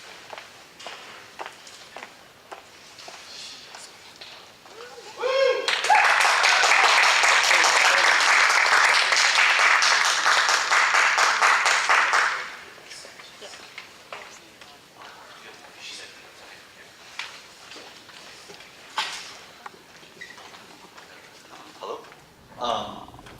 So, welcome. Good evening. This is the OCHS Link Crew organization. At the last board meeting, you had Cassandra and James speak to you guys about the ISMS presentation that they did. And so I asked Mr. Steffen to put us on the agenda to show you a little bit more about what the OCHS Link Crew does, to give you a better idea of where that came from. Before we get started, we wanted to do a little presentation, so we're going to need your help. Is that okay? So if you guys would stand up and come to the middle, please. I am presentation. So, what we notice about our students at OCHS is they come to our school with a lot of things going on that maybe hinders them from not being able to give their top performance. So what we want to do is we're going to give you each something that might be holding you back. So you can only use your right arm, okay? Only your right arm to keep these balloons in the air. You have to turn around and have your back towards the middle. Okay? You guys have one leg. One leg. Give me the easy one. You pick the leg. You pick the leg. Okay? Mr. Lopez, you got to close your eyes. Okay? So you guys get closer together. I'm going to move you guys closer together. Now you're going to have to try to keep all these balloons afloat with only your one arm facing backwards on one leg, and Mr. Lopez has his eyes closed. Okay, so they're going to throw the balls up there, but they're going to help you out. They're going to keep these balls, these balloons floating there to you. So they're going to give you, so I'm going to space you guys out a little bit around them. So if you would go around them too. So you guys in the middle. Yeah, I know Mr. Lopez, your eyes closed. Okay, so they're going to put the balls in the air, and you guys try to keep them going. One leg, okay? Here we go. Ready, set, go. Throw one in there. Keep them going. Help, man. Help. Not helping.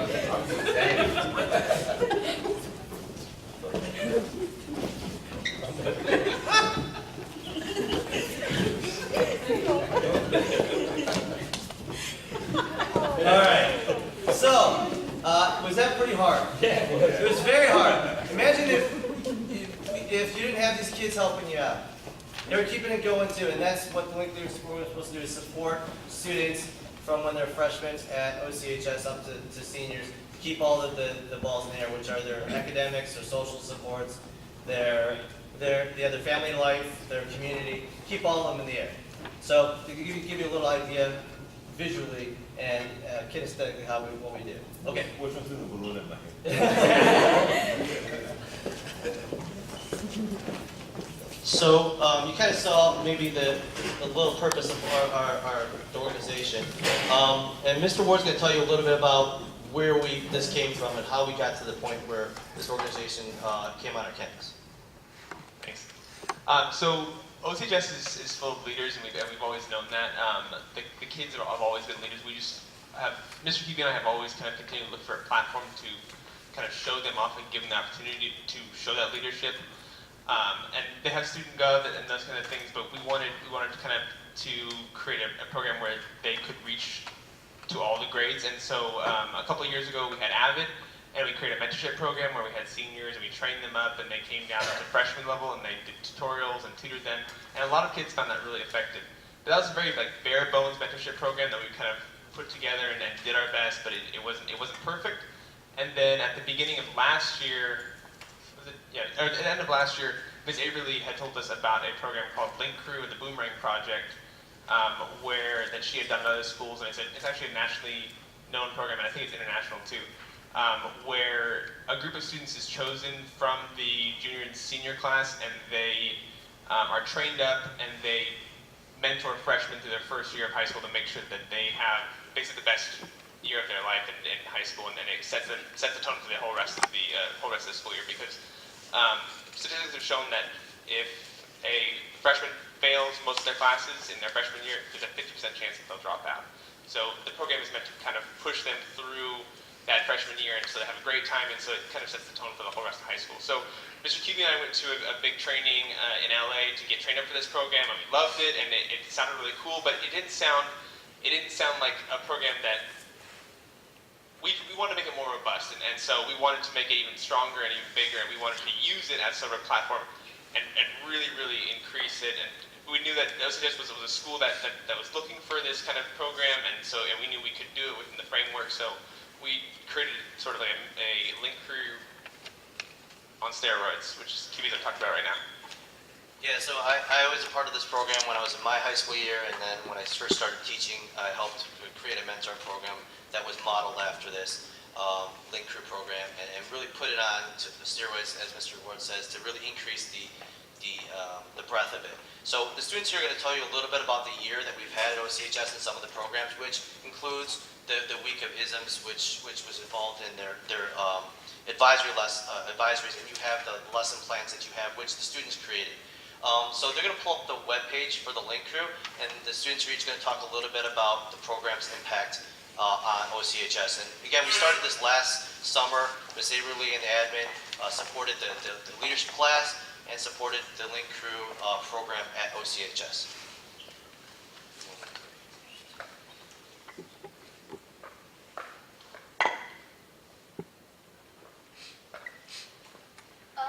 Hi, my name is Marisol, and I am one of the juniors, a part of the Link Crew program. So the program was basically started when Mr. Ward and Mr. Cubey reached out to incoming juniors and incoming seniors. So last year when we were sophomores and last year when the seniors were juniors, they approached us and they said they wanted to start this Link Crew program. And a handful were selected of 15 juniors, 15 seniors. We were some of the lucky ones.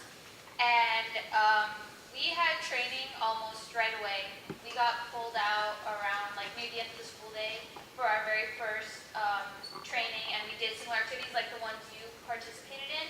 We learned that this program would be about having to juggle responsibilities, and being a leader is more than just speaking. It's about being able to balance everything. And one of the first things we had to participate in was helping out set up graduation last year. So. Hi, my name is Anna, and I will talk to you guys about the graduation last year. So what Link Crew did last year was basically help facilitate and get everyone situated into seats and make sure that they went in the correct spot. They did not go through the wrong door where the graduating seniors were going to sit. And so they had to walk up the stairs, and if they were there, then we would tell them to go to the side stairs. And there would be some Link Crew leaders at the front door, guiding people, telling them instructions of how to get to where they were supposed to go. And basically what we did was facilitate and, that's it, right? And help set up, and we just made sure everyone went in the right seat, did not go in the wrong door, and made sure that they did not bring any balloons inside the place because it wasn't allowed.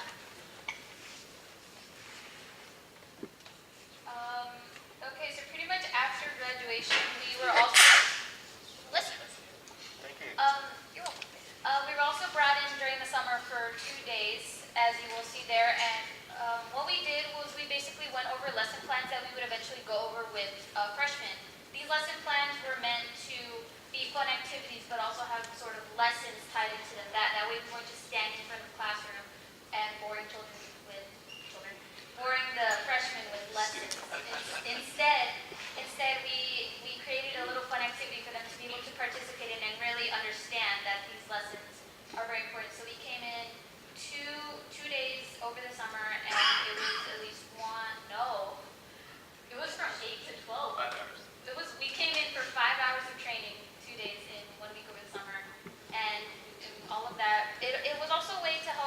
bond with each other. I got to know more of the seniors as the day went on, and we became more of a family through that training.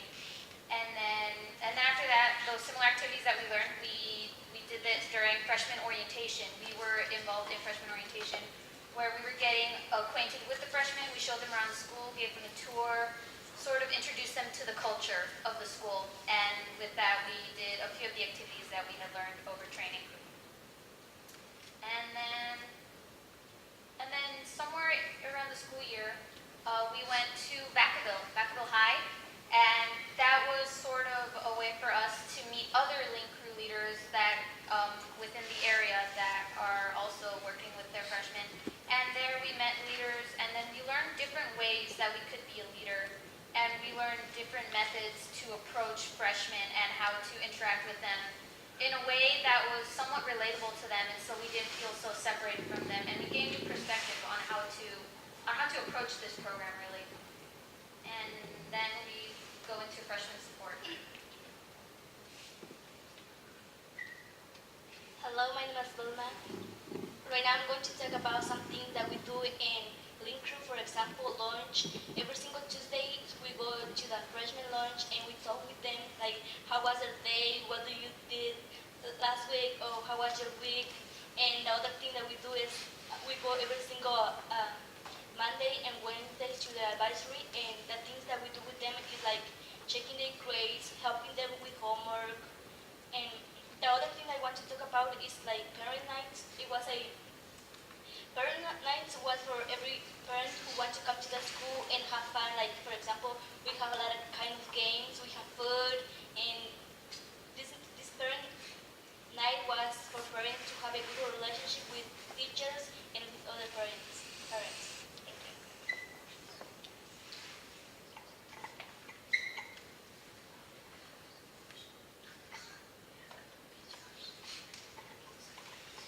Okay, I'm back.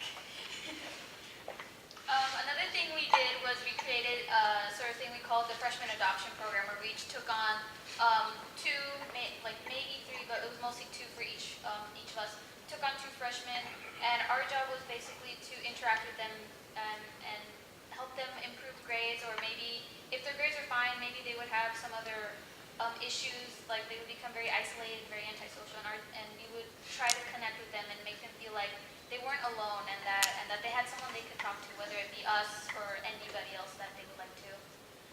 Another thing we did was we attended a homecoming with our freshmen. We actually found a way to allow freshmen to go for free and just enjoy that night, and it was an amazing turnout. All the freshmen had fun. Some of them became really good friends. We interacted with some of them, and overall it was just an amazing night, and that was just something we did for them, and to help them become more acquainted with the school. So my name is Ikam, and I'm a senior at Oakland Charter High School. So for the last meeting, Cassandra and James already talked about the isms, racism, sexism, and homophobia, so I'm going to keep it short. So racism, sexism, and homophobia is a prevalent topic in today's society, and it may even impact our school. So we decided at the beginning of our school year, Link Crew would decide to create a presentation regarding these topics, such as in the packet that you guys may have. We first address the issue and we seek the solution, and we feel like spreading awareness to these issues is like the best solution to this, since a lot of students at our school are not familiar with these topics. We want to create a safe environment for all students at OCHS, whether they are gay, lesbian, Asian, Black, Latino, or white. And we also want to make students feel safe at the school, where everyone could coexist with no problem or just any problem. They could also organize activities and slides throughout the whole week discussing the isms in and outside of school. We value all the students at OCHS, and we like to build a community here and not create a social divide between the two upperclassmen and lowerclassmen. And as a senior, the 4 years I've been here, this has been the closest that school has been. Because of Link Crew, we have bridged the gap between the upperclassmen and lowerclassmen, where they're both familiar with each other and they can coexist and be friends.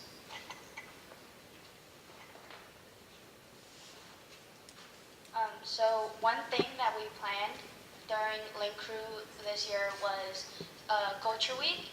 And so during Culture Week, we wanted to talk to our students about culture and just spread cultural awareness. And so we planned days for each week. So one day was like Latin America Week, and the second day could be Asian Week, Asian Day. And so we planned for performances or events, and the performers came in and performed for our students. And sometimes we had a little presentation, I believe. And for lunch, they would have school lunch, and they would have another option that they could get for free. We ordered food for them from each culture, so they could try it out and see if they liked it or not.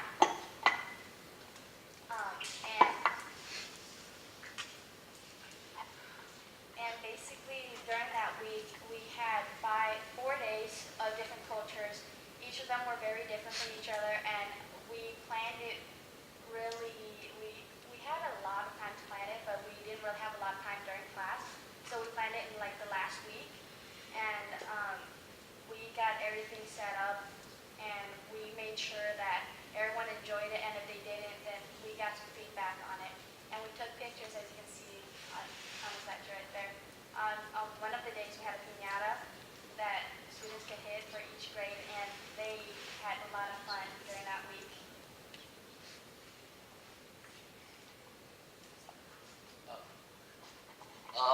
Lincoln also organized a alumni day where alumni from OCHS would come back to OCHS and visit and talk about their experiences from college. One of the main reasons why we invited them back was to give feedback on teachers on what they did correct, like what they did well that would strive them, put them in an advantage in college, and so the teachers would continue to do these things. They would also talk about the college experiences because seniors are going to college and they would wonder what college is like. Is it like different from high school? Is it different in what kinds of ways? And it's also just a regular day where the alumni and students at OCHS would bond and talk about whatever they wish. And they also participated in our pep rally where we played dodgeball and etc. Hi, my name is Zi Cheng. I'm a junior, and we also planned an event similar to Alumni Day. It was called Career Day, where we had a bunch of different careers come in and give a small presentation or stay, like some of them even stayed the whole school day and give their own perspective about how they got to their jobs and their journey through college, through their younger lives. And it was kind of difficult getting people to come, like take days off just to come for us. Some people were actually really willing, and we were able to get a fair amount of people thanks to Mr. QB's connections. And like we knew some people who knew some people who knew some people from like Yale, and we got an ESPN reporter, we had several writers, we had environmentalists come, and basically the students really enjoyed it. It was different than a regular educational day. We actually had students who were like, oh, that career came, I'm really sad that I wasn't able to see it. For example, a documentary, someone who worked as a documentarist came, and he could only stay for 1 hour. But afterward, when we got data and feedback, I had a bunch of freshmen come to me who were like, wow, I actually really want to be a photographer, and I wanted to see that class. But it was kind of difficult getting careers in. But from the like 20 or so that we did have, students really enjoyed them, their presentations. We had Monte Dubose, who is a soccer player, sort of mini celebrity. And we were trying to get like more celebrities to make our students more excited, but we weren't able to. Even though they weren't famous, students still really appreciated seeing different careers, seeing possible career paths that they could have. For example, a lot of students may be thinking, oh, I don't know what to do, I don't know what I want to do in the future. Or they're maybe in your junior and senior year, and they're like, oh, I think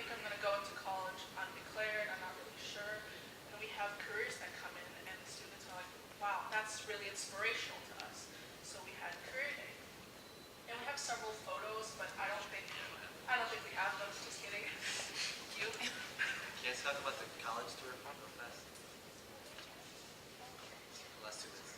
So, like 2 weeks ago, we went to a Southern California college trip, and during that week, we went to 7 different schools, right? Yeah, 7 different colleges, and we learned about each school, and we learned a lot about it. And for us juniors, we actually had some time to think about what schools we want to go to based off the information we got. For example, like we went to UCLA and USC, and I was just planning to apply to UCLA. I did not know about USC, and when I heard that USC was a school that had a major in journalism, I got interested in it because that's what I was planning to do, or maybe do business, and UCLA had that. And basically, going on that trip actually helped me make my decision, and it got rid of some college options for me because there were some that I did not particularly enjoy on that trip. And that was, if you see the picture here, it was done in conjunction with John Henry High School. Flores helped set up all the logisticals. So there were, I think, about 60 students that won, 30 from John Henry and 30 from OCHS. So it was a combined AMPS high school program. So the website you see here is the website from the AMPS organization. The other thing that we've been doing, and this is something that is trying to get fundraising to pay for this. OCHS has fitted the bill for most of the stuff, including the trainings and the support for the cultural events and things like that. But we're looking to get outside funding to increase the breadth of the program. We were able to fundraise $2,000 for the college trip to offset the students' amounts, and they've done some fundraising events like we had a Warriors watch party this week, and then we sold some refreshments and treats during one of the parent nights. So they're trying to offset the school's amounts to make the program revenue neutral.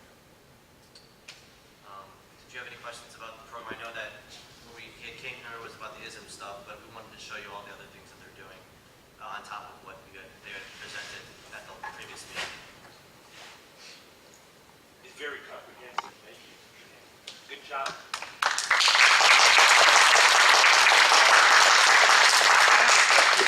I noticed in some of the pictures, some of the students are wearing T-shirts that said "Puro Link." Who came up with that idea? Let's see it. No, I didn't come up with it. That was Arturo. Arturo's suggestion. Is that one? That's just Adam.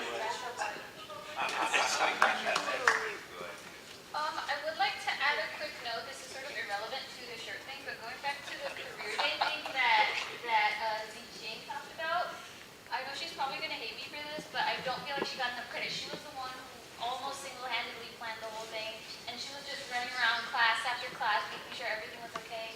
And I feel like she deserves a round of applause for all that.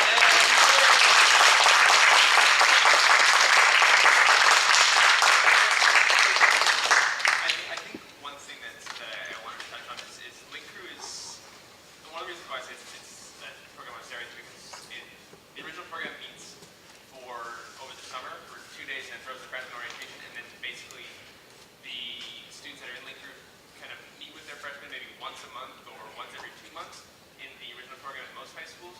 But because our high school is so small, is so small, we can create that community.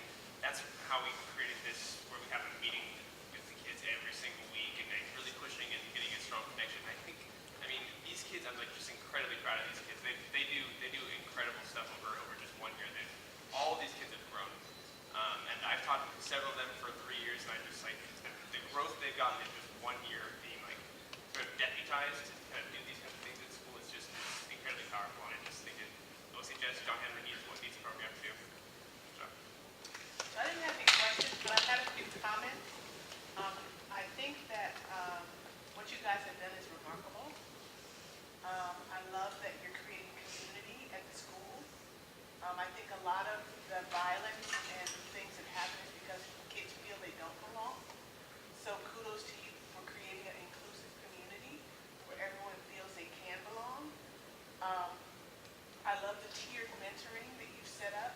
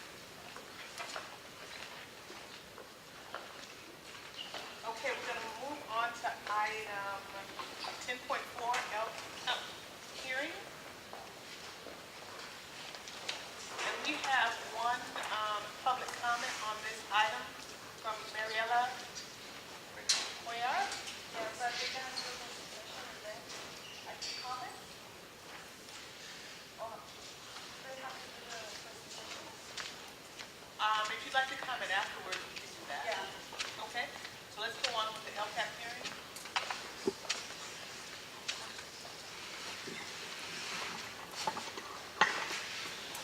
Good evening, members of the board again. We'll start our public hearing. In your board folder, you have all the LCAPs in draft mode. And I know at last month's board meeting, I think they also went over these as well. Early in the fall of 2018, at the AMPS board meeting, board members received an update regarding the approved expenditure supplemental and concentrating grant funds received under LCFF. We must also, as we all know, we must spend those in accordance with regulations adopted by the CDE. LCAP was established, overview, established funding target for all school districts to reach by 2021. This will be the last year that this template that you guys have, there's about 50 pages per LCAP that you will be seeing. The goal is to simplify K-12 district funding upon full implementation. The funding is based on demographic profile of the students. It increases flexibility at local level by reducing state expenditure restrictions. It also increases accountability and participation at the local level.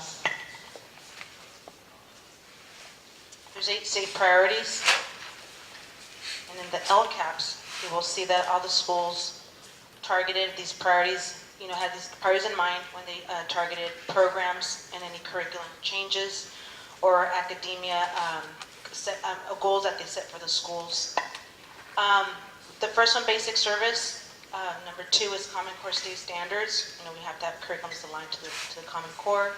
Our parent involvement with our FSTs. Student achievement, student engagement, school climate, course access, and other student outcomes. So I'm going to go through some of the slides that are in your board folder, and the first one will be the annual update on the 18-19 LCAP goals.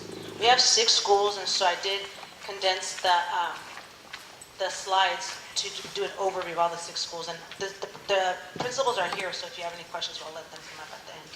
All schools are committed to students receiving a high-quality education in a safe environment that prepares them to graduate from high school, college, and be career ready. Multiple professional development opportunities have been given to teachers throughout the school year to hit the new state standards and instructional strategies, when also being in GSS. We increased our technology to one-to-one, and a lot of our assessments are online. We've also given our parents access to Limited Ed, which is a parent portal that is a part of that program. There's school counselors at all sites, hoping that we keep the safe environment, and also with our PBIS programs that we have. Additional support to meet demands of new technology and infrastructure has been one of our goals as well as we go to one-to-one. Instructional coaching for ELA content English language learners has been taking place. I know there's a few hiccups at some of the sites with the transition of new leadership, so I did want to bring that up too for you as a highlight. We participate in the Accelerator program with the emphasis of priority work. Those are going to be the buzzwords that we use going forward, priority work, especially with our mathematics program as we discussed earlier in the earlier presentation. We will also continue to refine and expand our credit recovery and our online courses. Today we had a meeting with Johns Hopkins hoping that we get some AP courses online for our students. Summer school intensive support, we're going to start hitting the priority work really early on. Our summer program this year will be a continuation of school. It's almost like we're going to go up to June 30th and then close the books. And we have identified already some supplemental materials to support our English language learners. We're also going to increase progress monitoring through the technology and really hone in on our Limited Ed portal, especially as it's in Spanish for our parents. We want our parents, we're going to go paperless when it comes to progress reports of some of the sites, and only be sending a hard paper, which is every 9 weeks a report card. Academic teams have also attended Relay, and we will continue that work this year in the upcoming school year. We've identified Dean of Instructions at all sites and also coaches, so that they also get the training that we will be needing for coaching our teachers with the end goal of having student impact. Goals for 19 and 20 include engaging our parents. We had some parent surveys that came back, and we also had some that didn't come back, and so we want to make sure that our parents are able to give us feedback. We will continue using the connectiveness, the technology that we have, which is Class Dojo. Some of our classes use it more heavily at the elementary school. The Illuminated Parent Portal, I can't talk enough about it just because I think This time around, we were able to see that there's more features that we are not using and we want to use, so we do want to incorporate that. Last night at one of the orientations, we were able to get emails from all parents, so all our parents, at least at one school, are 100% that will be having access first day of summer school. So I will be pushing leaders that we all be using Parent Portal as we go forward. We want to improve also our number and frequency of parent trainings. There's a lot of dangers of tobacco and also marijuana use. As you know, a lot of these initiatives have become legal in our society and more accessible to our students. We also want to have more suicide prevention workshops for our parents, and also college readiness being at the top. Summer school will be intensive this year. Like I said earlier, starting to hit the priority work hard and fast. I know the math team has already set some time aside so that we could start this work early on. We're going to increase also the progress monitoring through technology and the resources and assessments that are under Illuminate Ed. We've hired additional staff such as counselors at all sites to improve school climate and student achievement. We want to create also different opportunities to invite parents and families to visit school campuses. 2 weeks ago, we had 40 leaders of color come to the conference in Oakland, and they visited all of the schools here in Richmond. So we do want to open up school campus visits from our community as well for our parents. We want to expand engaging instructional and supplemental programs during ACES, which is usually run from 4 to 6 at all the sites. Our analysis of community and stakeholder engagement, there's the addition of 2 community outreach coordinators at each region. And this has been very pivotal as we deal with charter advocacy and also the renewal process. We want to be able to communicate to our parents which of the schools that are going to be under renewal. We've had a lot of questions from parents. What does renewal mean? Especially with all the new charter laws that were approved this afternoon at the state level. We had our first annual movie by the Bay this fall, and we want to continue that. And also we had Bike to School Day here in Richmond, and we want to encourage all the other schools in the region to also do that. We want to hold more informational meetings regarding renewals and engaging parents more in the WASC process. Oftentimes parents don't know what WASC means, and sometimes we've been asked if we're WASC accredited, and so we do want to bring more workshops so our parents understand what that means. Senior breakfast, orientations, Dia del Niño, mother and son dance, father and daughter dance have been very successful in this past year, so we want to continue that as we go forward. I do want to bring one of the community outreach coordinators up here because here in Richmond, our grass is not green, our grass is blue, so there's a lot of water around us. And so I'll let her come up, but we've been in communication with the local boats around here, the people that own boats, the people that own paddleboard. And so I'm going to bring her up here because she's been engaged with the community around us. And the motto for Richmond will be that our grass is blue, meaning that we can still do sports in blue, in blue water. So I'll bring Ms. Gabby up here so she can talk about that. Good evening, board members. My name is Ms. Gutierrez. I'm the Community Outreach Coordinator for Richmond region. We've been approached by 2 community companies that want to involve our students with what they do. One of them is 510 Paddle, which is just across the water. They want our students to be involved in stand-up paddleboarding. For them, they want our students to be involved with, to have that experience too, since our, like she said, our backyard is blue. One of the things is that's a sport or activity that you normally see on the high scale schools.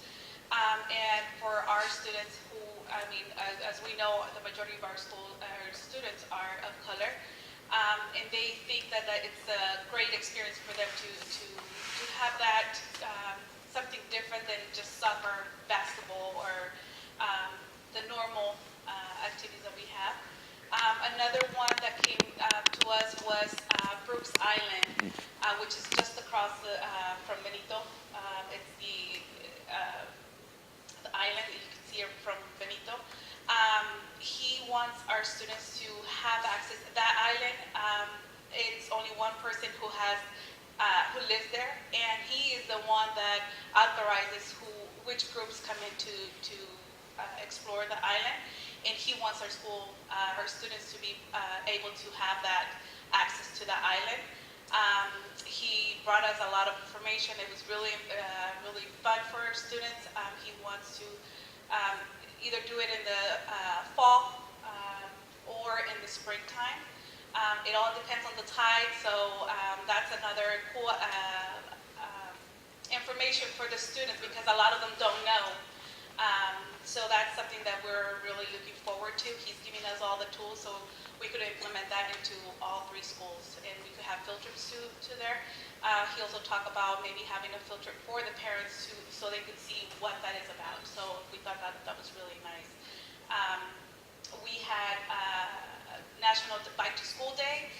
Was able to get a lot of assistance from the Richmond Police Department. Lieutenant Guard, he rode with the students. He had one of the motorcycles officers ride with the students along with them, and Lieutenant Guard was in the back. They provided us with 15 helmets, and that's something that he wants to continue doing with us. He also told me that next year he wants all of our students to be able to use that parking lot where they practice with the motorcycle. So he wants all of our students to follow the officer in the motorcycle so they could have that experience as well. So we have a lot of good community neighbors that want to get involved with the school. So the LCAP is a critical part of the LCFF formula. Each school district must engage parents, educators, employees, and the community to establish these plans. The California dashboard was used along the way in the adoption of this. All LCAPs were revisited with this in mind. All plans must be updated annually, including a budget to implement the actions described in the plan and submitted to, but not approved by its authorizer by July 1st of every year. We have 6 schools here represented by their principals.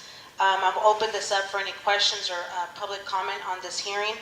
We will be looking forward to getting these LCAPs approved in the June meeting, so we're still going over some budgetary, we're going over some numbers as we speak. So I'll open it up for any questions, and if you want each principal to come up, it's up to you, Board President, how you'd like to proceed.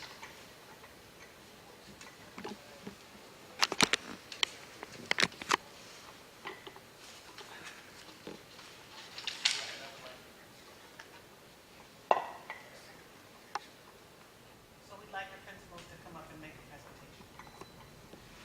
So let's see, anybody know who to pick first? I'll pick Benito Juarez. Next.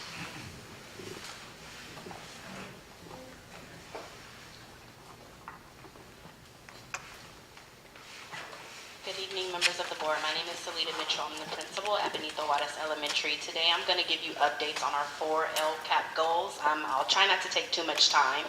So our first goal is college and career readiness, and 2 things that I want to highlight is 1, the adoption of our new curriculum. So last year, I stood before you to get our open chord ELA curriculum approved, as well as our benchmark curriculum for 3 through 5th grade. And I want to give you updates that so far, everything is going well. We've implemented 3 interim assessments. Ms. Via and I like to call this year 0 because it's a new implementation, so we have to collect data in order for us to make some informed decisions about how we can support students and teachers for next year. Something else that I want to highlight is our ELD program. I believe there were some questions at the last board meeting. So just a little bit of history about our ELD program at BJE. In 2014, when we started, there were about 150 students, where most of them were identified as English language learners. So ELD was done in every class. Since the expansion of BJE occurred, we had to kind of adapt that because our students started to reclassify because we did have a rigorous phonics and ELA program. With that being said, we had to target students because it was not the entire population in different ways to provide those EL supports. One of the main things that we use is teacher trainings and making sure that they're updated on the best practices when dealing with students that struggle with learning concepts in ELA. And so next year we definitely plan on implementing a rigorous ELD program. I have 2 teachers in the pipeline that are going to be designated to support those students, and then also making sure that we have progress monitoring for those kids that reclassify, because technically we're supposed to monitor their progress for 3 years, even though they've shown that they're proficient. And so those things are in the works. We have the PowerPoints ready for Summit. We're going to be training our teachers and paraprofessionals to make sure that when they are pulling out students or pushing into classes, that they're able to provide the appropriate supports. The next thing is positive school climate and student engagement. That's our goal number 2. 2 things that I wanted to highlight is that our attendance, we have met our goal of 96%. We have days of having 99%, 98, which is huge for elementary because our students get sick a lot. So that's something that we're really proud of. In addition, with our social emotional curriculum, we've seen huge gains. Last year, we adopted Kamochi's and Toolbox social emotional curriculum, where students are interacting for 20 minutes per day, learning life skills, learning coping mechanisms, because we know that if we're not able to get through to them in that level, it's going to be kind of hard for us to put academics in the forefront of their minds. So that's been very successful. We also have a partnership with No Place for Hate, which is through the Anti-Defamation League. We are officially recognized as a designated school. There are only 40 in the Bay Area, so we had to meet several criteria. We had to implement the curriculum in classes. We had to have a student anti-bullying workshop as well as a parent one. So we had to go through this long list of things, but we made it, and at our last Mighty Might Student Assembly, we got our award and our banner. So that's something that we are also proud of. Parent support and engagement is our 3rd goal, and we have excelled this year with our FST. We've already exceeded the 4 minimum meetings, and we plan on having our 4th meeting next month, where we're engaging several families in conversations about academics and also about how we can make the school a better place and fit the needs of the parents. We have 110 parents who are qualified to volunteer based on getting their fingerprints, getting their background checks, as well as TB tests. And so we've had an influx of parents being involved in our school. That looks like being involved in the classrooms, being able to support the teachers, volunteering outside on the yard and at lunch, and also being able to attend events. And so that's something else that we're really, really proud of. The last goal is the increase of students to technology. So this was our first year of being a 1-to-1 technology ratio school, and for the elementary students, there is definitely a need to build the digital literacy. In 3rd grade is the first time that students are taking standardized tests, so teaching students just how to type, how to navigate the websites is something that we've been working really, really hard on this year. In addition to ST Math, Achieve 3000 Google Classrooms, Illuminate Ed, our students are now able to take online assessments. Teachers are creating their own assessments, and they have that embedded time in the day where they are on computers and learning and practicing those skills. So those are my updates for the 4 goals. You guys seen the draft for the LCAP. I'm still working on that, and at our last FST meeting, we'll be getting the final input from our parents and from the other stakeholders to finalize that by July 1st. Thank you. Any questions?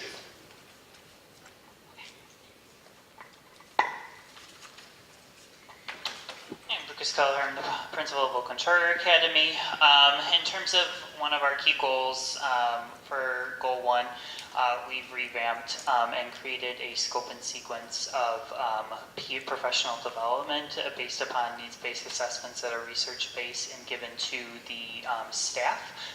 The returning staff and the staff that we've already offered positions that have accepted. So we develop responsive professional development plans that will work to help retain and grow our teachers, especially as we are really looking towards a consistent implementation of Common Core state standards, which we've seen as a very consistent area of growth. But then also one of the big things was a continued training on assessment and universal screeners, which then supports our goal of number 2, our continued goal of improvement in terms of the supporting of ELD and special education students, as the universal screeners will provide us key and crucial data as we adopt the Ames Web assessment battery system, along with continued use of NWA. One of the big things that are big focus of the second semester, and when I took on the role at the end of January, has been the continued support and trying to build a safe and supportive school climate, which we've are really strongly addressing with our Measure G1 grant, which was approved for $100,000 from the commission. So we are utilizing those funds, one, to build a very robust advisory system and community engagement. We're utilizing, and we were able to purchase with that grant a very strong research-based social emotional learning curriculum called Second Step. So we are really trying to address and utilize a whole school approach. And Second Step has a lot of integrated supports for PBAS implementation, which will then help us guide us with the MTSS. We're continuing to, I'm continuing to work closely with Mr. Moncada in engaging our FSTs and our parents and mobilizing them not only to provide input at the school, but to find ways in terms of supporting our students out. Next year, we're planning a significant series of parent workshops on supporting literacy at home and how to help students who are struggling with literacy, especially for our newcomer students. And that is a program that I'm being coached and implemented on with my new leadership coach. And then our final goal is we're continuing to improve our access to technology and continue to find ways and engaging our staff members through needs-based assessments on how do we best support them in curricular implementation online.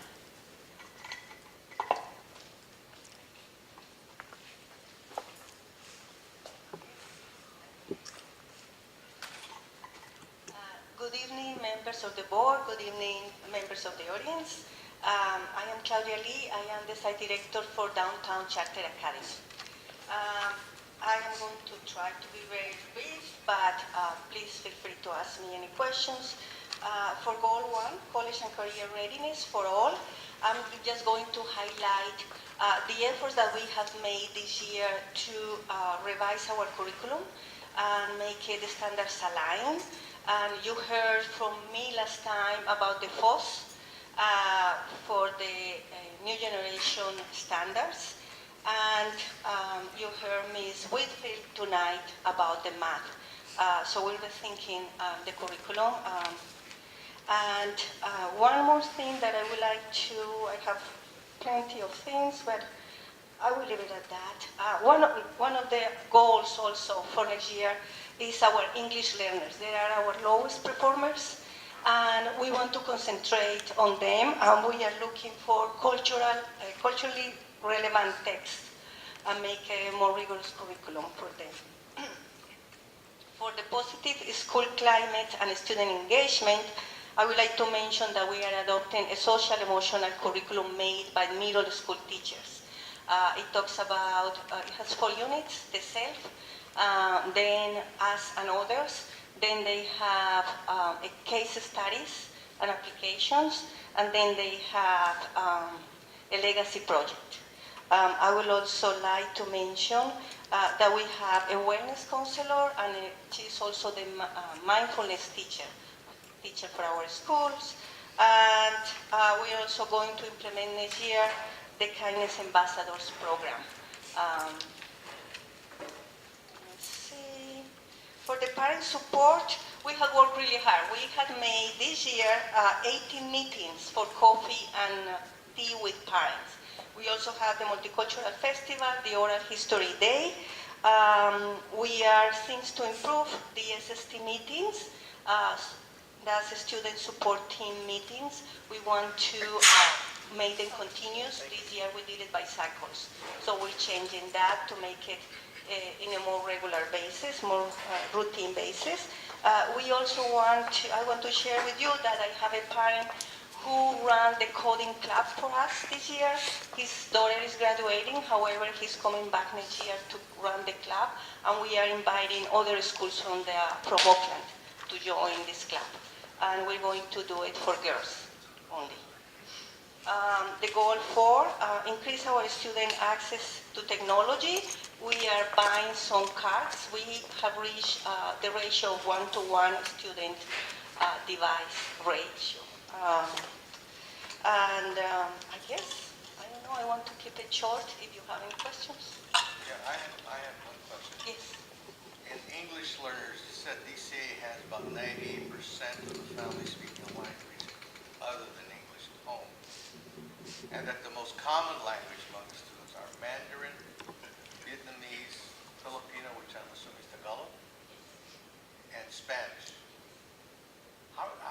addressing the different languages in order to improve performance by the different speaking groups? Yeah, thank you for the question. What we do, for example, for our students, we have the program Language Live, and we provide an online and a teacher-direct program.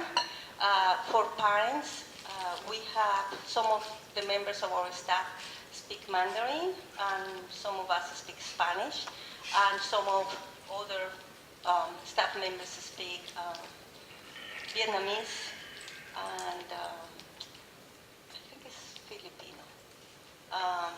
So we translate almost all of the communications home. We translate them into Mandarin and Spanish only. We don't translate into more languages. And we provide professional development for teachers on English learners and the ELD standards.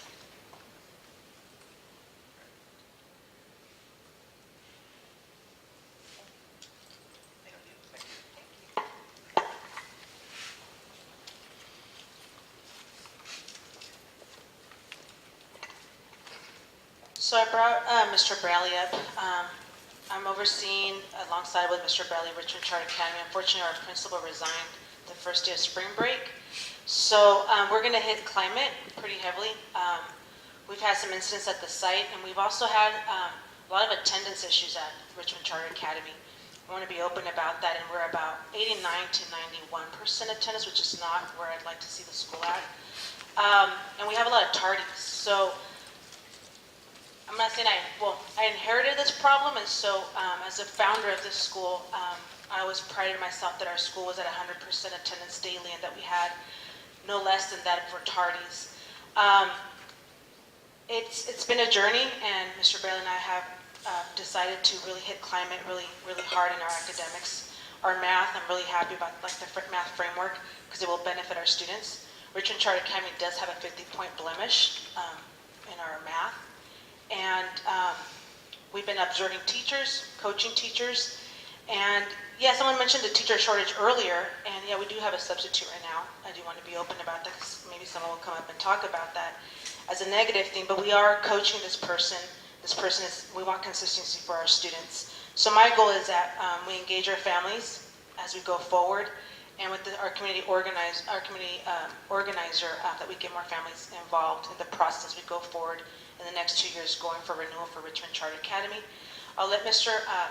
Bradley come up. We have some other points that I'd like to discuss, but I did want to be open with you that we're overseeing something that we've inherited as of April 21st, I believe. And so we're closing the year on a positive note, and the kids, we're engaging them, and we're going to start setting up a student government so that our kids, we promote the positive climate, and we're trying to tackle everything at once. And we have 15 days left of school.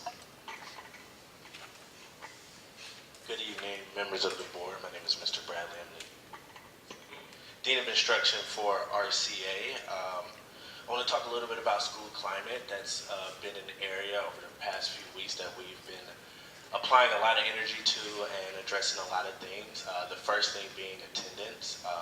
We have noticed a dip in attendance, and this is mainly due to students that are tardy and families that are opting to take extended vacations during the school year, i.e. Summer break being a week and taking 2 weeks. We do have a clause in the student handbook, and we've been utilizing that clause to address families using the SARPS process as needed to ensure that we get our attendance back up to par at or above 98%. Also in school climate, we have noticed some adverse interactions between students centered around vaping. And I'll be completely honest that this is something that's plaguing not only our schools, but all schools within the state of California and the district. And I think it has a lot to do with the accessibility of these products for our students. So we have taken a strong stance and sent a strong message to the students as far as our plan to combat the issue and also support students that may need help in situations that are stemming from activities outside of school.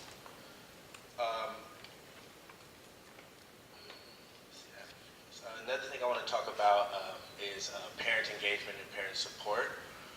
We've held some of, but not all of our FST meetings, and we do need to schedule one last one for the LCAP for the end of the year.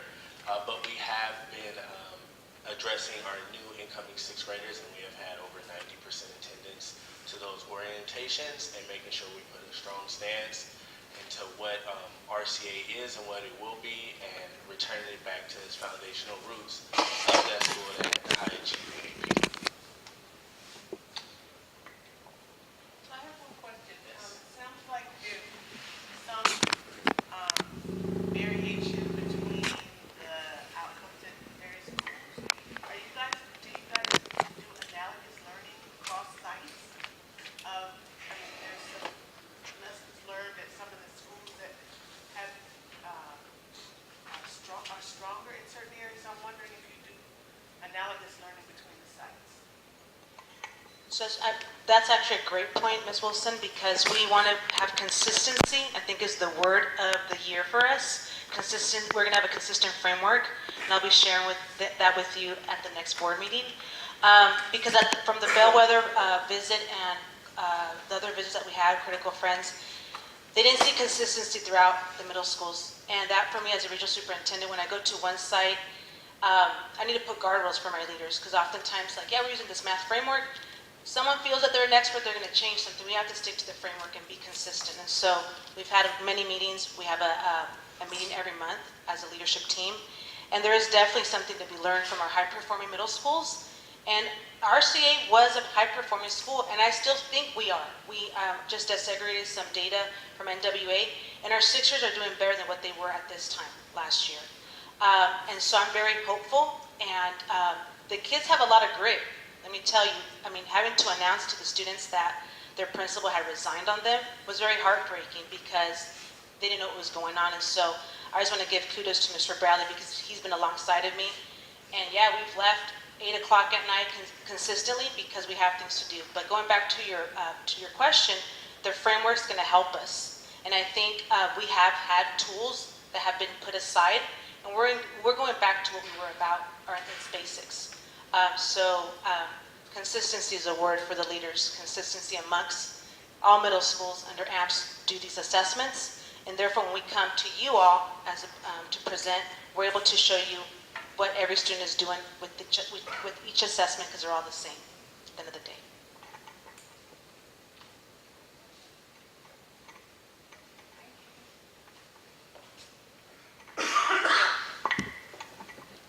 And we're coming up here as both high schools, just because we both went through WASC renewals this year, and we both have been working really close together to make sure that we're aligning some of the practices that happen at OCHS. Just obviously they've been open longer than John Henry, so we want to learn from their positives, their mistakes, things that we need to basically improve on at John Henry as well. So the goals that we have on LCAP is we used our WASC visit that we had, and we used the LCAP from the previous year as well to figure out what it is that we need to focus on. And honestly, what these goals are, they're pretty much the same at both high schools, so that's why we're coming together to do the presentation. So the first one is college and career readiness. So we want to make sure that our students are coming out of the high school prepared for that next step. Most of our students are enrolling at a 4-year college, so we want to make sure that our instruction here is rigorous and that our teachers have the tools that they need in order to provide that rigorous instruction. So we want to make sure that they're ready for that first year through 4 or 5 years in college to make sure they graduate from college. And we're going to start gathering the data. This is our second graduating class at John Henry. It's the eighth graduating class at OCHS. So we definitely want to make sure that we have the data of our alumni, how many of them persisted through their first, second year in college, and how many of them have graduated from college, alumni from OCHS. Our alumni from John Henry, they're little babies at the college level. And then Ms. Forster.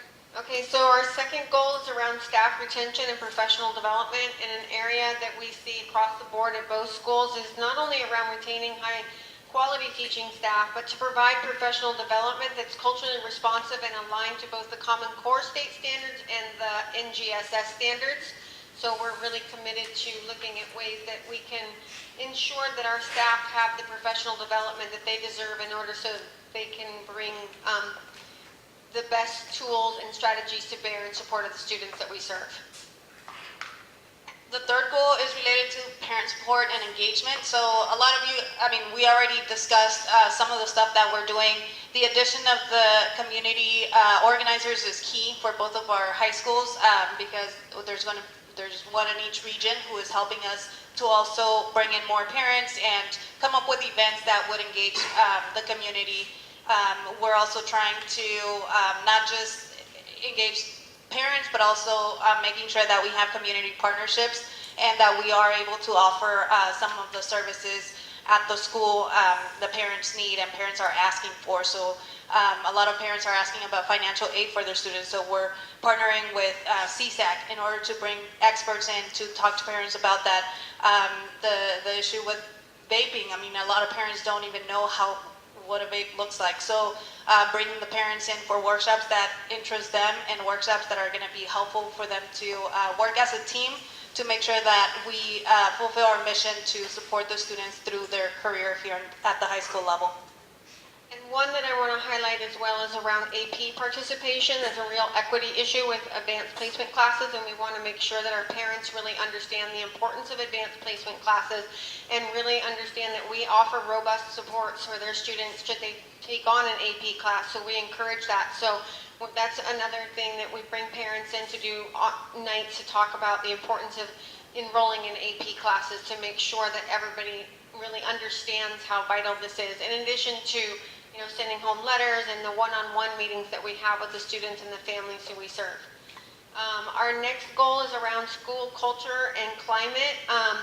One of the things that WASC highlighted at OCHS was the need for us to completely reinvent our PBIS program. So we are noticing that there's a disproportionate number of Latino students in homework center or in retention. And so we really want to make sure that we are addressing that. And so some of the things that we're doing through our PBIS this year already is like, for example, like the Link Crew students, I really believe in supporting students to take the lead. So with our PBIS Matador store, we handed that over to students this year. And they're running it completely, for example. So all of the kind of prizes and the goodies that kids can get, the kids are really running that, and they're telling us, no, we don't want that, we want this. And so really taking the moment to listen to them and to trust them and to let them, to empower them is really vital. So next year, we're going to be looking at really revamping and revisiting our PBIS program to make sure that it's really robust in support of the kids who we're serving. And at John Henry, related to that goal, we have our student surveys, and they've been talking about increasing extracurricular activities and, once again, community partnerships so that they can participate in internships and job shadowing opportunities. So that's one thing that we have for that goal as well. And then we both agreed that it would be helpful to have our student body government from John Henry go to OCHS for some of their meetings to see what's going on over there and bring the student body government from OCHS over here so that we can both collaborate and figure out new and innovative ways to improve our climate and culture at the schools. The last goal is to increase course offerings and access to technology. So John Henry is new, and we increased our AP offerings from 1 last year, the AP US History class, to now offering 5 AP classes. So we want to make sure that we continue that trend and that we continue it in an effective way. I mean, we're not just going to continue offering AP classes just because we want to open them up. We want to make sure that teachers are supported and that students understand what that AP class is about.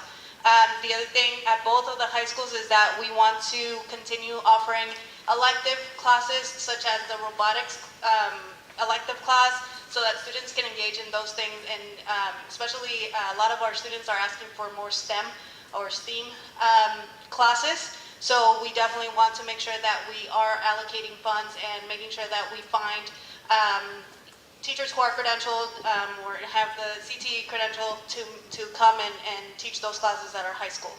Yeah, like we have at Oakland Charter High School, we have the super popular creative technologies class this year, so we're expanding that for next year. And then another aspect of the course offerings and everything is to really increase our college-going culture beginning in the 9th grade.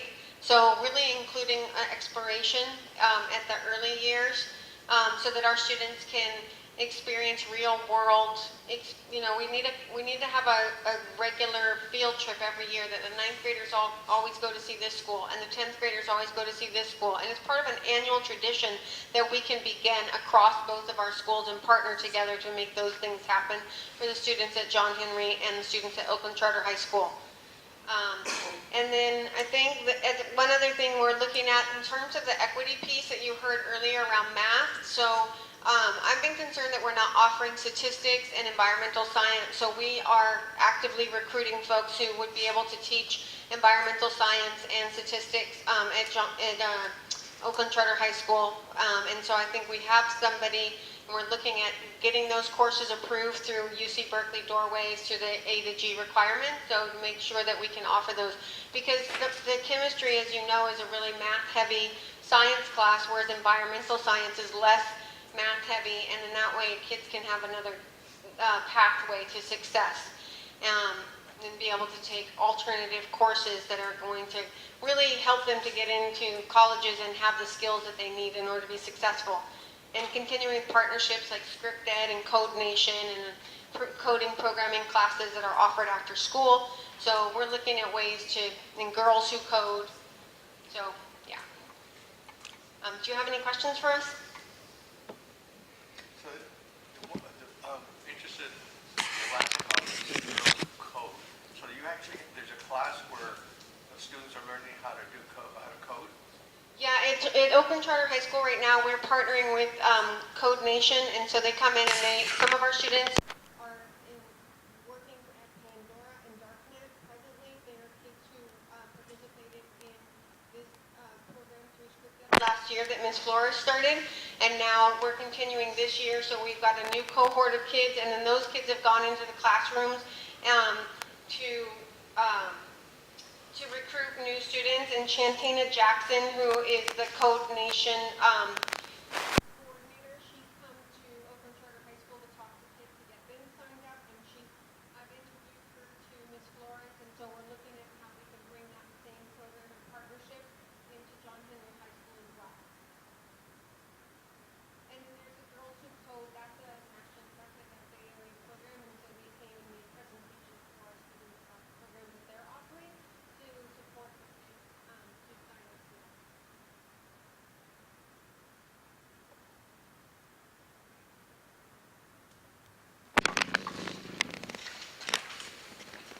And so now we'll take the public comment on this item 2.4 from Mariela. Yo voy a necesitar que alguien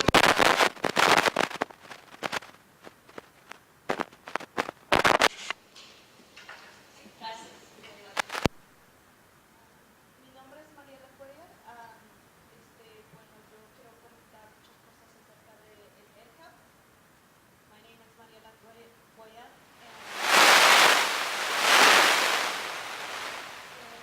Los felicito a todos los directores por sus grandes logros que han tenido durante todos estos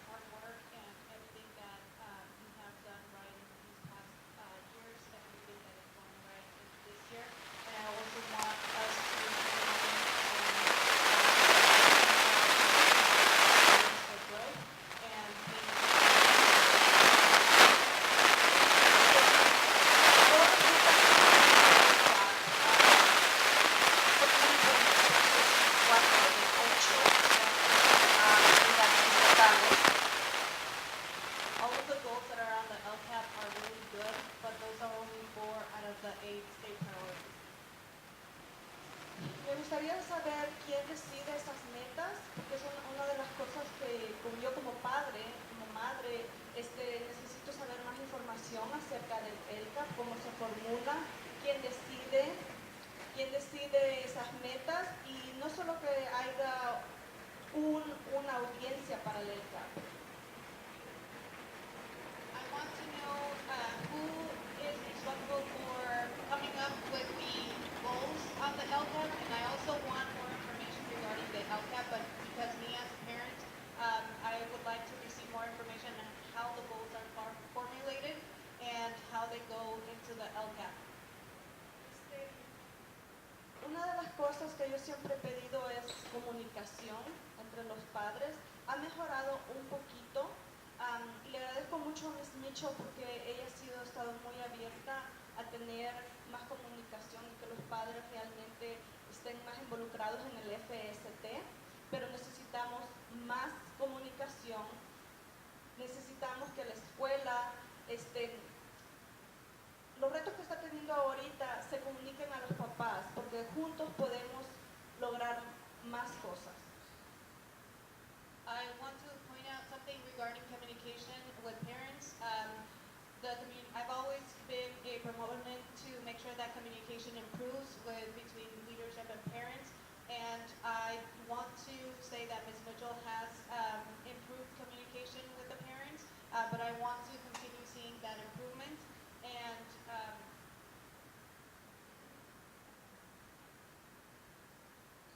Y que trabajemos juntos. and that we work together for the challenges that are happening at the schools. We want to make sure that that it is communicated to the parents what challenges we're facing, because together as a team we can come up with solutions and make the schools better. De consistencia, estoy de acuerdo con usted, señora Villa, que la consistencia es la clave de cómo manejar las escuelas mejor, tanto como los líderes de las escuelas, pero también de los que vienen arriba. ¿Quiénes están arriba dirigiendo a los líderes de abajo? Y como ustedes son nuestros representantes, yo les sugeriría que fueran a las escuelas, que conocieran más a los líderes, porque ellos están en nuestras escuelas con nuestros hijos, para que nosotros podamos tener mejores resultados en el LCAP y las metas.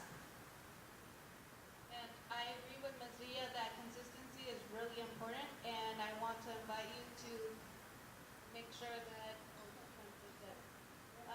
so I want to make sure that we focus on consistency and consistency from everywhere, because it's not just from here, it has to also be on the leadership side, having consistency everywhere. And I want to point out, you guys are our representatives, so I want to invite you guys to come to the schools and see what they're doing at the schools, because the leaders are the ones who are in front of our kids, and I want to make sure that you guys are also observing what's going on at the schools.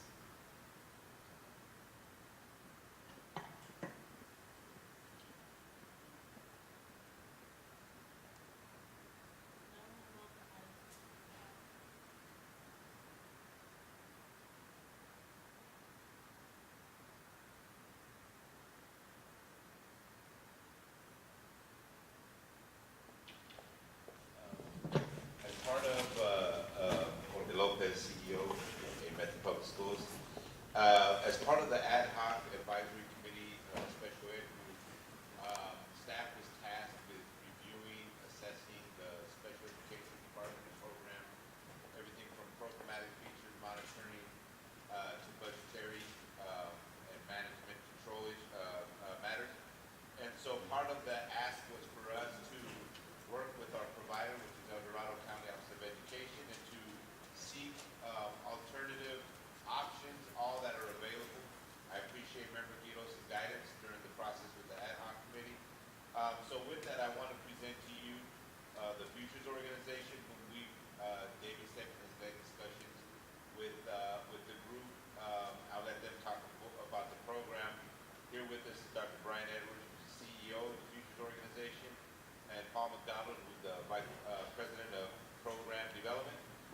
They're here to present to you all an option for special education services. Lopez. Good evening, board members. Long day, huh? Oh, no. It's not our first rodeo. It's okay. And thank you to the principals for hanging in there, staff and community as well. We'll take a few minutes. Thank you again, Mr. Lopez, for the nice introduction. We've had some preliminary conversations with the leadership about our work and how we might be able to partner potentially with AMPS for the provision of special education services. So really there's three parts to our short presentation. Give you a sense of who we are, what kind of special education services we provide, and then we've sketched out a preliminary look at what a potential partnership with AMPS might look like relative to special education delivery, and then of course we'll leave time for questions and answers at the end. So again, I'm the CEO of the company. We've been around, in fact, we're in our 21st year now. Founded in 1998. We're in 14 states and the District of Columbia, in California, obviously, that's one of the 14. We have 520 employees.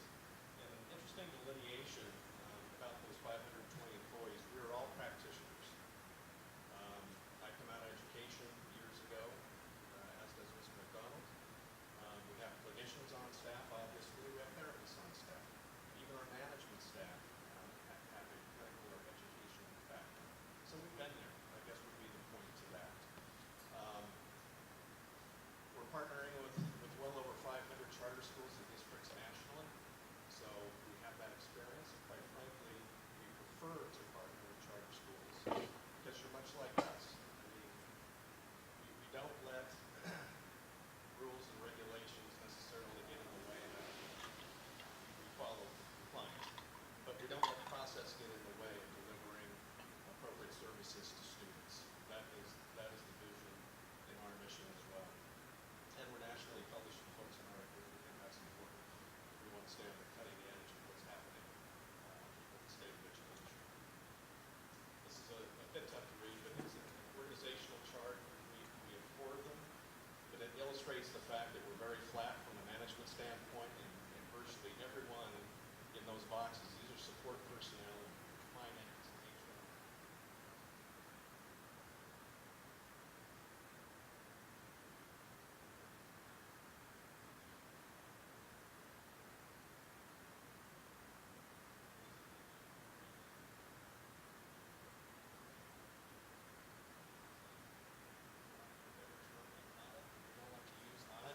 Practitioners, we're not from the state.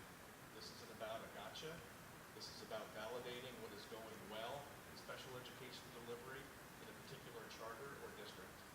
We come up with some recommendations for improvement, but we establish the baseline to find out what we're dealing with, and then we're able to move forward after that baseline is established to put in improvement plans. The second thing that we do is a lot of professional development and coaching and mentoring, and Paul heads up that practice for us, and he'll talk in more detail about that. And then the final partnership, which is what we've been talking about with AMPS, is staffing support, management, and weaving in the special educational services analyses, best practices, data-driven information, PD, and the coaching and mentoring into that package. So Paul, I'll turn the next couple over to you. Good evening. I'm going to talk about Partnership 1, which is Special Education Review.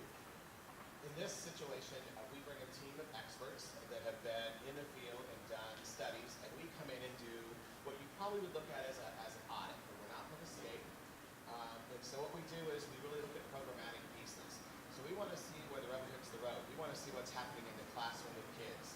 We want to see if what's happening in the classroom with kids is actually documented on the IEP, Individualized Education Plan, or in the evaluation that you pay to have done. So we're really looking at the pragmatic piece. There are about 21 areas in this study that we do, and we work with leadership. We triangulate the data based on your student achievement data and other data like discipline data with students with disabilities. We also look at things like we interview people and we talk to you about your reality. What do you guys see in the classroom as leaders? What's happening at recess, so forth. So we really do an analysis of your entire program in special education. Do we look at compliance? Absolutely. We'll look at compliance. But you probably already had an audit from either the SELPA or the State Department, and you're probably in compliance. That's not really what we do in the study.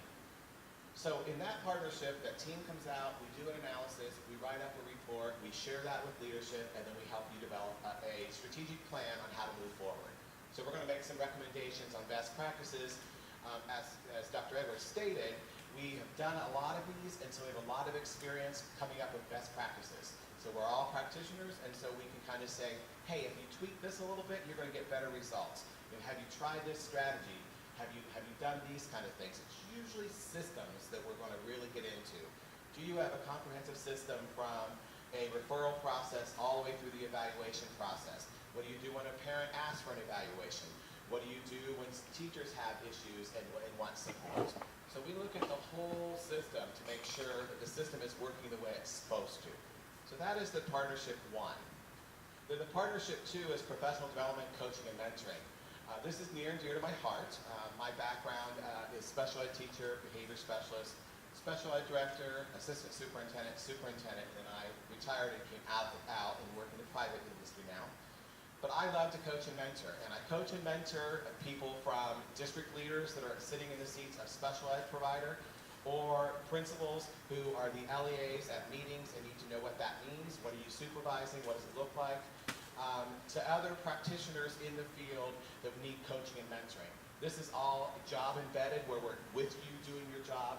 We're whisper coaching to you. We're talking about what needs to be done next, systems you need to put into place. But then on that flip side, remember I talked about how we built that plan for you up in Model 1. We take that in those recommendations and also give you a plan on what professional development you actually need to provide. So we also have a pretty extensive list of what we actually do. I didn't flip through these, but you guys can read these later date. Also have an extensive list of what we provide professional development-wise, from whole child approaches to least restrictive environment to co-teach, all instructional kind of strategies, modifications, accommodations, all these things. We have a library of PD that becomes yours, and we come in and we not only sit and teach, but we also will actually model in the classroom how the technique is used or can be used. So we kind of do it all in a nutshell in these 2 areas. Dr. Edwards, you want to talk about 3?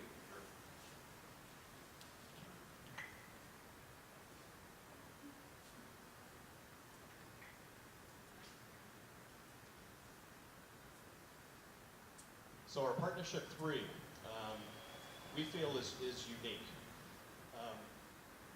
You may be familiar with contracting agencies that supply staff, speech pathologist here and occupational therapist there. We do staff. We have full-time recruiters, and all they do every day, we have 6 full-time recruiters. They recruit related services, staff, special education teachers, psychologists, clinicians, therapists, teachers, paraprofessionals. That's all they do.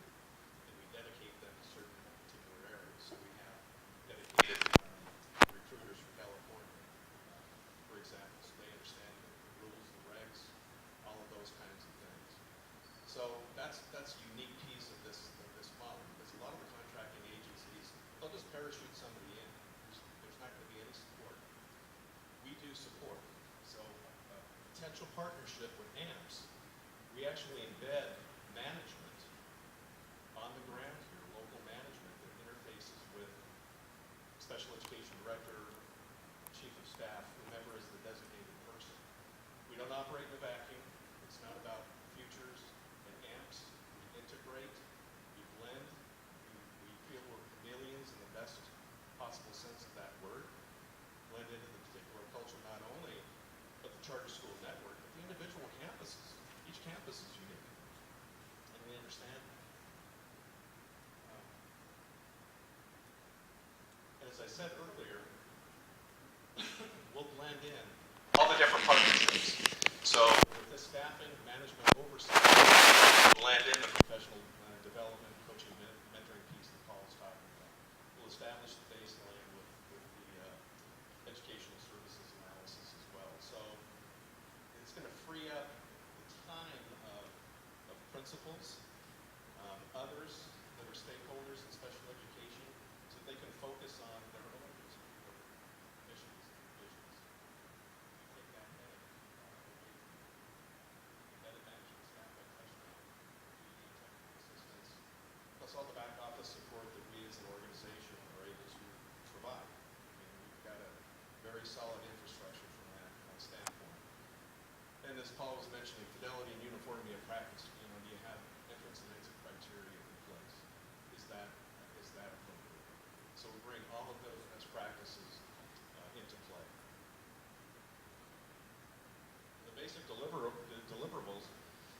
particular partnership, we find that turnover is reduced.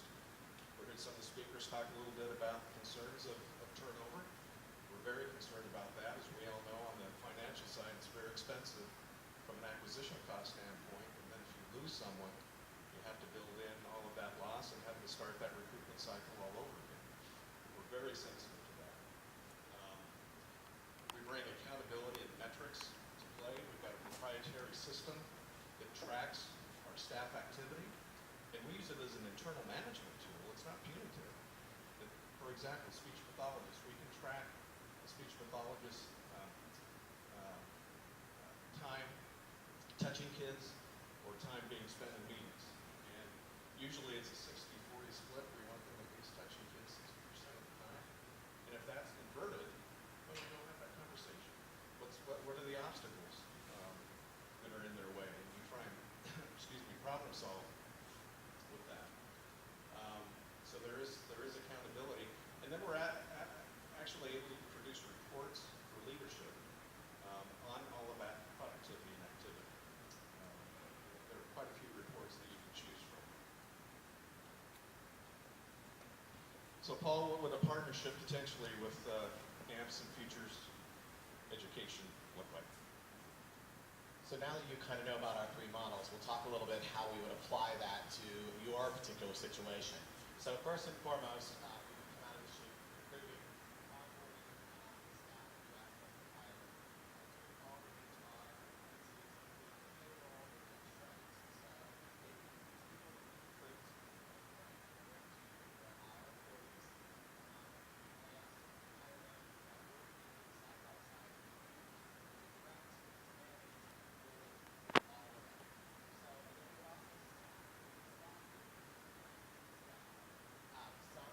turnover their special ed department. Some people say we need this particular area.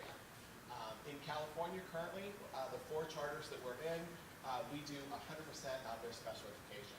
So we manage, we have oversight, we do everything that we talked about in those 3. One charter, first year this year, we have done a little over 65 hours of professional development with the one school alone, because we're kind of like a Rolodex. When you start looking at your school improvement, your LCAP, and you start seeing holes in special education, we come in and say, let us develop professional development. And I'm not talking about just to your special ed staff, although we do plenty of that. I'm also talking about for your regular ed staff. How do I handle those behaviors in the classroom? How do I handle those kids that need accommodations or modifications or differentiation in the classroom? What do I do? How do I differentiate our core instruction to meet this child's needs? So we do all of that, but the staffing is the starting point. We've got to hire good quality people. You guys are involved in that. We have site principals scan and screen these individuals. You can interview if you choose. We bring you a candidate pool. You guys select the staff in concert with our leadership team. Then we manage those people. So we take some of that headache off, because managing a psychologist or a speech therapist or an occupational therapist or a counselor can look a little different than a teacher. So we have expertise in that area. So we work with the principal on how to do those things. And then, of course, we start talking programming. Programming is probably the most important thing for principals. Is this a push-in? Is it a pull-out? What does the least restrictive environment look like?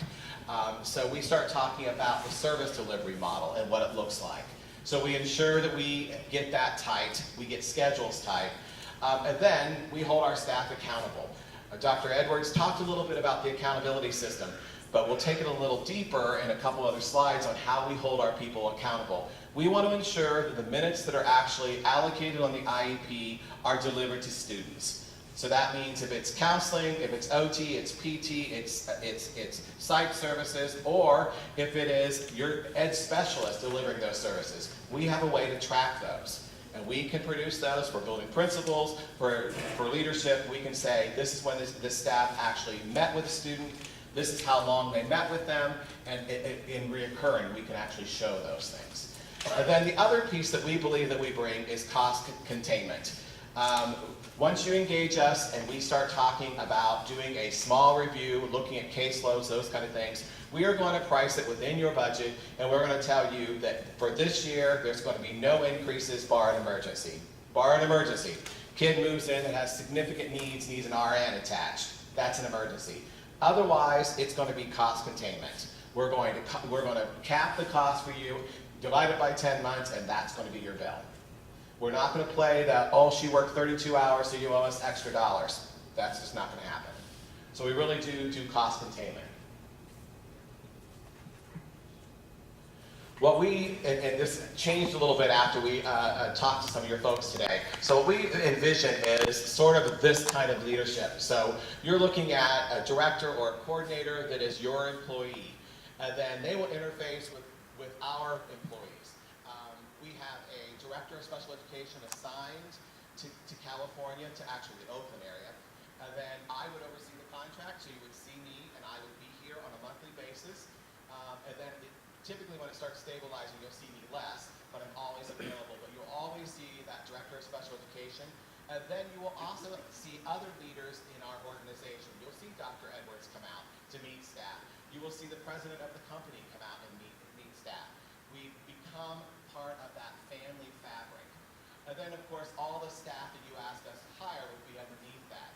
So you really do have a whole team supporting you in this area versus just simply one or two people.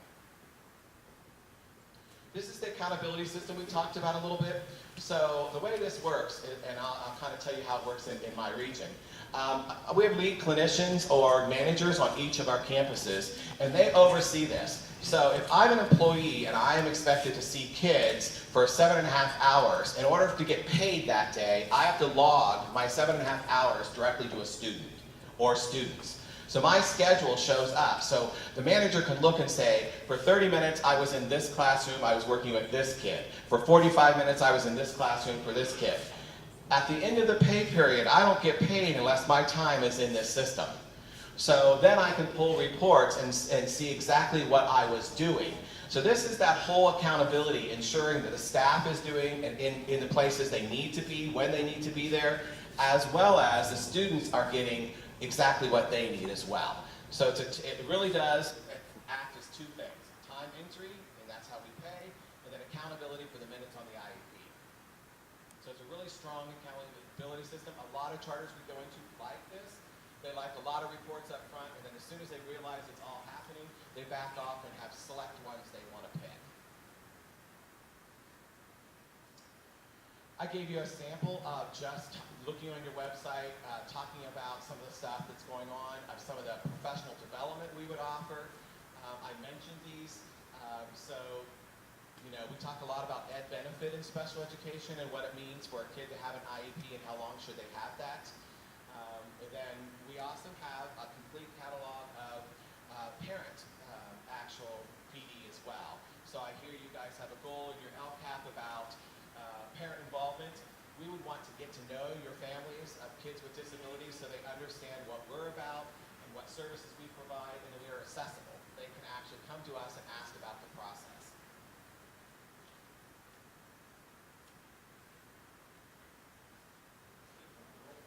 So we basically think these are our deliverables if we were to be selected and partner with you.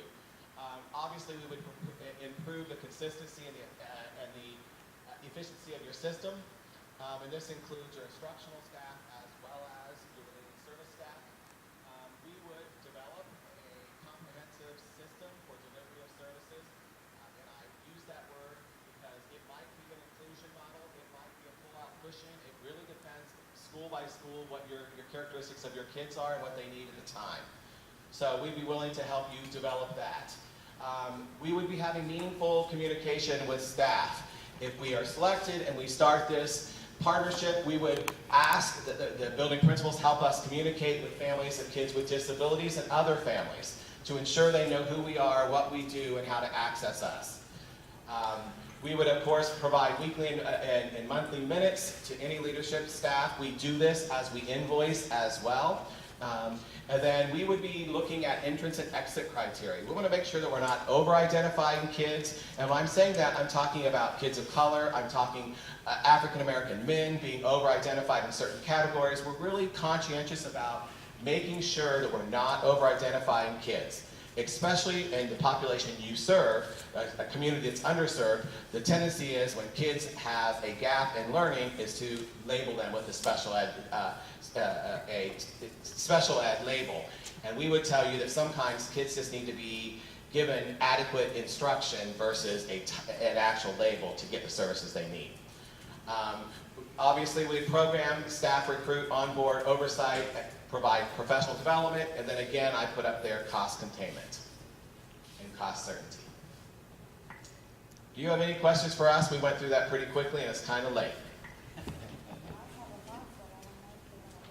Yeah, I'd like to know, I mean, I look at your org chart here, and I'm trying to figure out the relationship between your employees and our staff. Who's responsible? To whom do they report? To whom are they not reporting? On a day-to-day basis, they report to your principals because your principals are going to be giving them direction.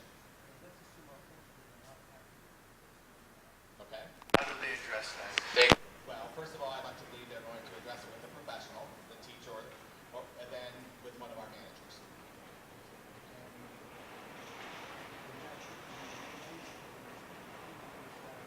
Absolutely. That's the beauty of contracting with us,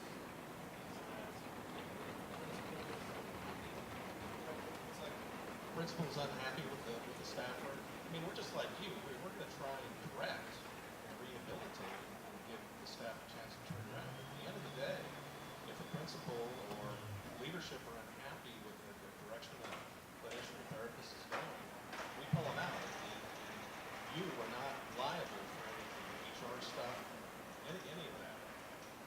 We absorb that, and then we cycle in that new person in. Hopefully that doesn't happen, and I can be very honest with you, it doesn't happen very often with our staff, but we're quick and sensitive to ensuring that everyone is feeling good about the staff that are assigned in their particular schools. I just wonder how our staff could be right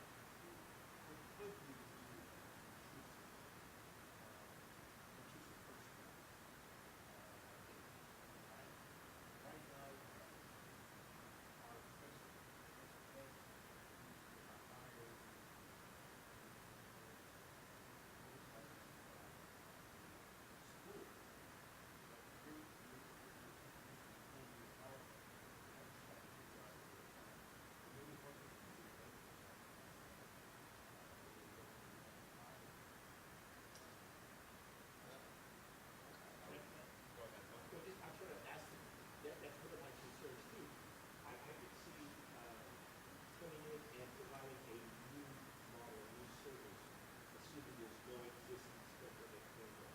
In our case, we have an established schedule. Tell me, how does that integration occur, or does it actually occur? Is it a full replacement, or an integration and transfer to our existing schedule? Excellent question. Our role is really to get to know you guys. And part of that review part is we'll be interviewing and talking with principals, and we'll be talking with staff members, gen ed staff members, as well as your current special ed staff, and talking about what's going well, and then what are the challenges. So we really dissect into your program. The idea behind it is we bring expertise to improve from where you're at. This is not a gut in place, because we would not do that, because the program we bring in may not fit your culture, your climate, so we can't really do that. But what we can do is advise you on best practices, and we can play with it and tweak and shape it until it fits within your school. And I would probably tell you that all 6 schools have a different kind of environment, so we'd be working with all 6 of the schools. So it's not like one size would fit all. All your high schools would not look the same, because ideally they have different personalities and the students have different needs. So this is really a blending. We do this quite often, I mean, in charters as well as big public schools. And we occasionally, it's very rare, have some pushback. But typically what they find is once they get to know us and realize we're there to support them, we're all on the same team, they realize that all of a sudden there's a more support than they've ever had in special education. So it really is a blending of the two. But we're not going to place a new model in. It's not a one-size-fits-all. If that was the case, companies would have been doing it a long time ago.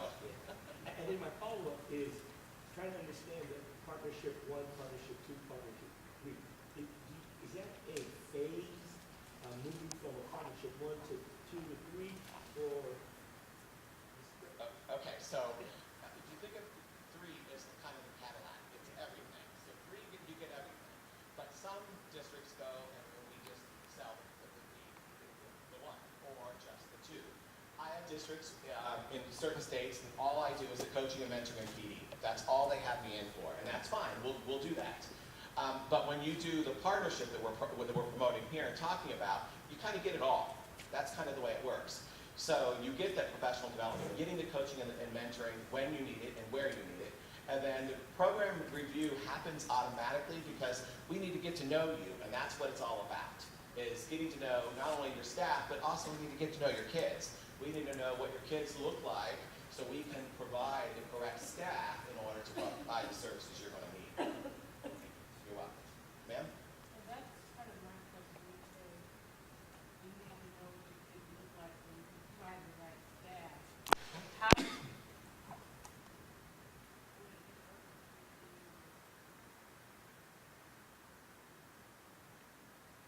Okay, so first of all, this is not a flying staff only. We're going to recruit in your local community. We're going to pull people from your local community. That's how we do it. So we will provide diversity. I mean, we will have diversity within your staff that you select. When I said, and I probably misspoke, when I said what your students look like, we need to know how many kids you have that have a specific learning disability. We need to know how many kids you have that's emotionally disturbed, because that helps us help you figure out the best way to serve those kids. So that's what I'm talking about when I say get to know your kids. What are the services they need? That's really what I'm talking about. I can add to that. As far as our staff diversity, we're very diverse because we have to be. We're in so many states. So we're in the state of Arizona, and we're on the border. That's where Paul is from, southern Arizona, right on the border. We're in districts down there. Obviously, bilingual staff are needed. So we recruit to that. We have a lot of Latino-speaking bilingual staff. Our central office is in Springfield, Massachusetts. We have a huge Puerto Rican population there. So not only are we dealing with urban issues, because Springfield is urban, but it's the bilingual situation as well. We're also in many, many charter schools in Chicago. CPS is the authorizer. A lot of African Americans there, so many of our staff are African American. That's what we do. We need to reflect, I think it was one of the bullets, we need to reflect the communities with our staffing. So we're very sensitive to that.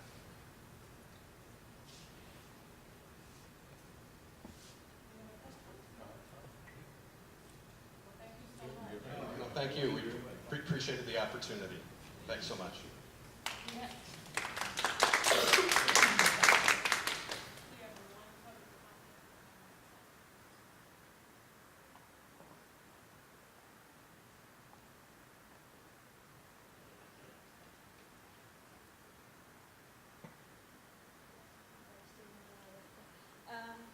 Yo quisiera saber, estoy un poquito confundida.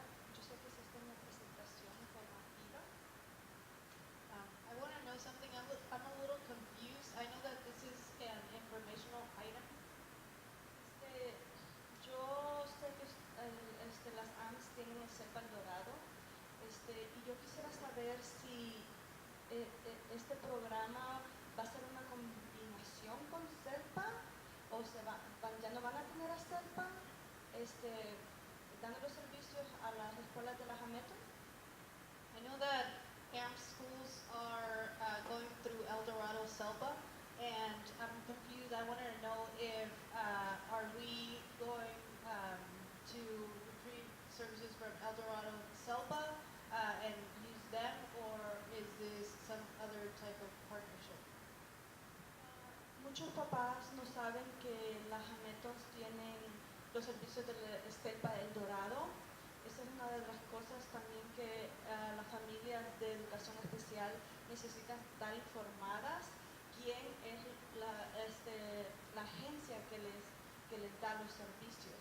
Entonces, para mí es otro punto de tener más comunicación, y especialmente con las familias que necesitan que sus hijos reciban educación especial. That's another concern that I have, that a lot of our families don't know that AMS is going through El Dorado SELPA. Even the families with students who are in special education are not sure that El Dorado SELPA is providing the services to their children, and they have to know what agency is providing those services to their children. Sabemos que el Departamento de Educación Especial está atravesando por muchos retos aquí en las AMETHODs. Entonces,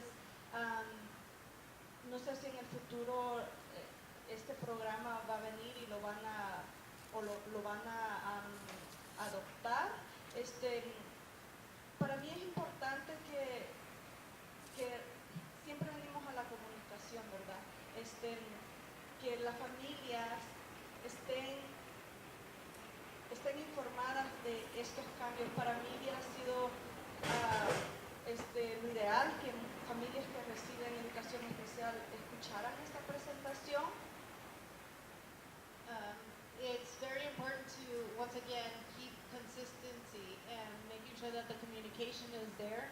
And it's very important that families understand what is going on with special education services, especially because at AMS there are some challenges that we're facing related to special education. So I would have liked that for us, for families who have students who are taking advantage of the special education services, that they would have been informed about and heard the presentation from this program. Últimamente, pues ustedes solo vienen a presentar y dar esta información. Y una de las cosas que yo quisiera recalcar, que ustedes dicen que van a reclutar personal local, sabemos que la escasez de maestros y también de personas que dan terapias es muy escasa. Entonces yo quisiera saber cómo ustedes piensan reclutar estos personas.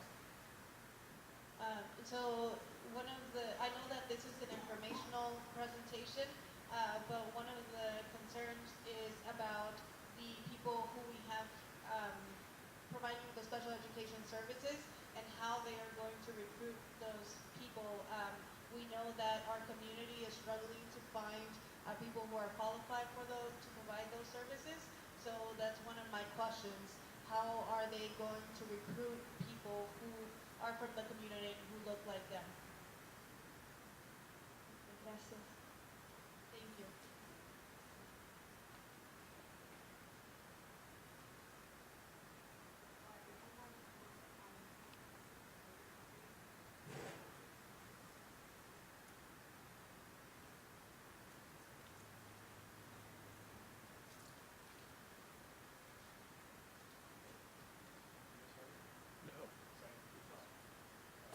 Can you guys hear?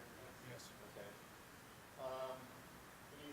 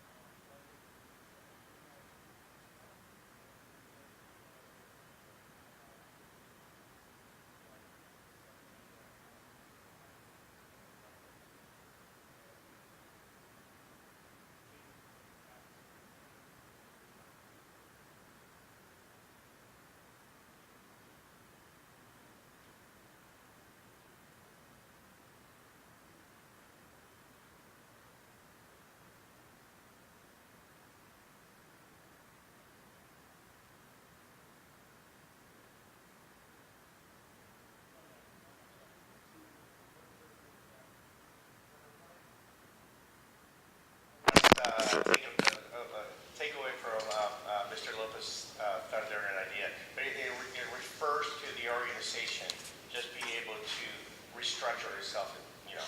So there will be some positions that may change in scope.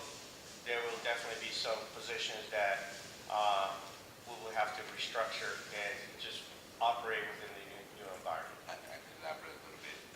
So if you all remember, we were building up home office and supports to become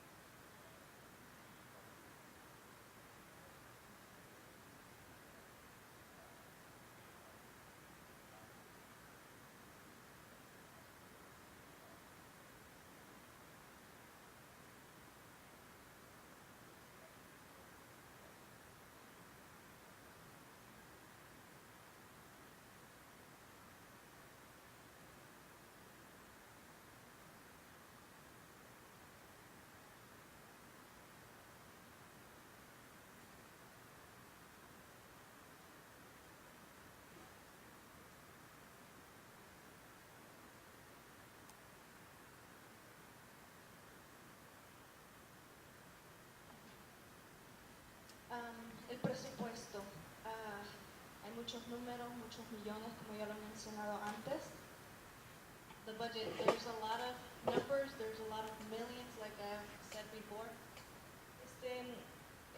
Este presupuesto obviamente tiene que ser reflejado en los LCAP, ¿verdad? This budget, I'm assuming that it has to be reflected on the LCAPs, am I right? Una cosa que yo quiero pedir es que yo no quiero saber detalle por detalle, pero sí lo necesario en cómo se está gastando el presupuesto, porque todos estos millones son es dinero público. One of the things that I want to ask for is, I don't need every single category, but I just want to learn how we are spending our money, how we're spending those $30 million, because that is public information. Cuando el señor Mendoza dice que hay muchas leyes anti-charters, yo creo que no son anti-charters. Yo creo que toda organización necesita tener contabilidad y transparencia y saber cómo se están gastando el dinero público, que son nuestros taxes. When Mr. Mendoza said about that there's 4 bills that are passing that are anti-charter, I don't believe that they are anti-charter. I think that every organization should have bills that are in place to make sure that organizations are being held accountable and that they are showing us transparent and showing us where the money is spent, because it is public funds. Yo hice un documento que refleja cómo el dinero gastado aquí obviamente se refleja en cómo los estudiantes están teniendo resultados académicos, y para mí es muy decepcionante ver los exámenes estatales SBAC. I was working on a document that showed me how the money that is being spent per pupil, how that is affecting or impacting their education, and for me it's very disheartening to see the SBAC scores. En el 2017 y en el 2018 hay mucho que hacer, tanto académico, social y emocional, especialmente para los estudiantes de altas necesidades, donde sabemos que viene extra dinero de concentración y suplemental. For 17-18 school year, there's a lot of things that need to be done, and how we are spending the amount for academic, social, and also emotional needs for our students who are the most at risk. Sabemos que viene dinero título 1, 2 y 3, que son dinero concentración y suplemental. We know that there's money from Title I, Title II, and Title III, which is supplemental money that is spent. Esa es una de las cosas que yo quisiera que nos educaran más a los padres. Y en el FST es una de las cosas que me gustaría ver para el año que viene, cómo estamos gastando el dinero, porque tenemos que estar revisando el plan académico estudiantil. That is one of the things that I would want more information as a parent. How are we spending those funds? And that is one thing for the FST that I would want to see next year included into the workshops that we do for parents. How are we spending the money for our accountability plan? Y sabemos que este año Benito Juárez tiene más de 5 millones, RCA tiene más de 3 millones. Hay muchas cosas que necesitamos mejorar académicamente.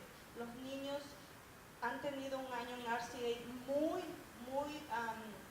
inconsistente y tenemos que realmente cada penny que tienen en este presupuesto que se gaste realmente en los niños para que ellos puedan tener éxito estudiantil. BJE has, I know, over $5 million. RCA has over $3 million. And we need to make sure that every single penny that is spent on students, because we are not doing enough gains academically. So we definitely need to make sure that the money that is spent is going to every single student in order to improve their academics. Okay, gracias.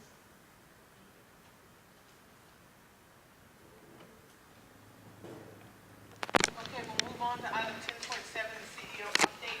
This time, everybody already stole my thunder. I just want to, one discharge I want to put out there to the board, and I'll leave it there, is I want to make a commitment to working with the RCA teachers. You heard from a parent who talked about the DC trip. Just to be full disclosure, the DC trip was not sponsored by the school. There was a discrepancy. My hope and my commitment to the middle school staff, specifically Ms. Covarrubias, Ms. Sheehan, here from RCA, who really took it upon themselves and were real vocal about it. My commitment is to raise funds for that DC trip. It's not the first time we've talked about it. I believe Ms. Norris came up a few years ago and talked about it, and I think it's time to put money where my mouth is at. So I'm going to make a commitment to raise those funds and work with the middle school staff specifically who really called it out, and to make that a reality. Of course, there's going to be parameters, and we're at the mercy of how much money we can raise. But I'm going to make that commitment. I just want to say that publicly.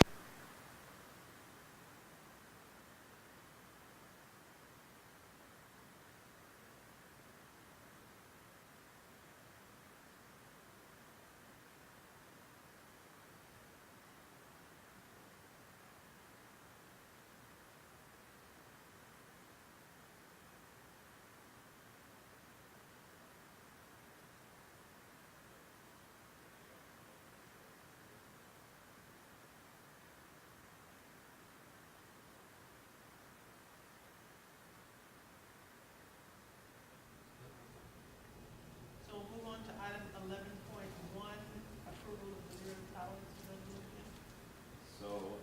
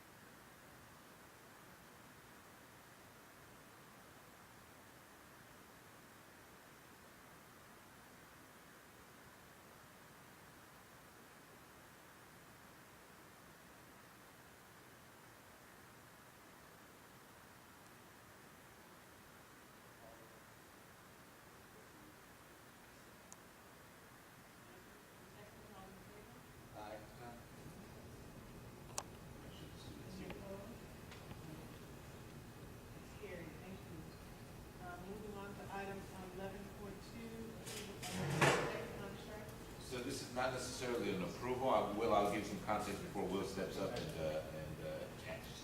sorry, I got No, no, no. On the treadmill.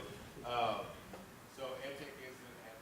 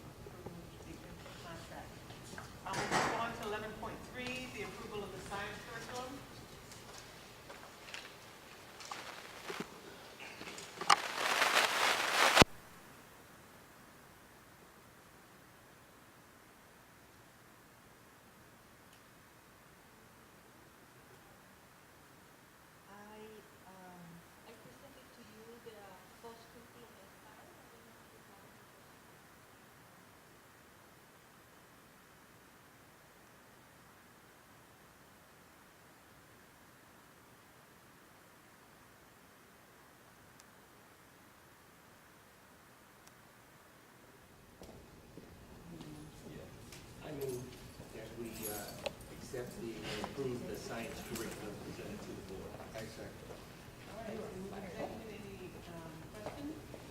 Okay, all in favor?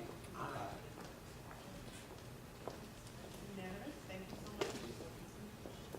And last but not least, the approval of SB 743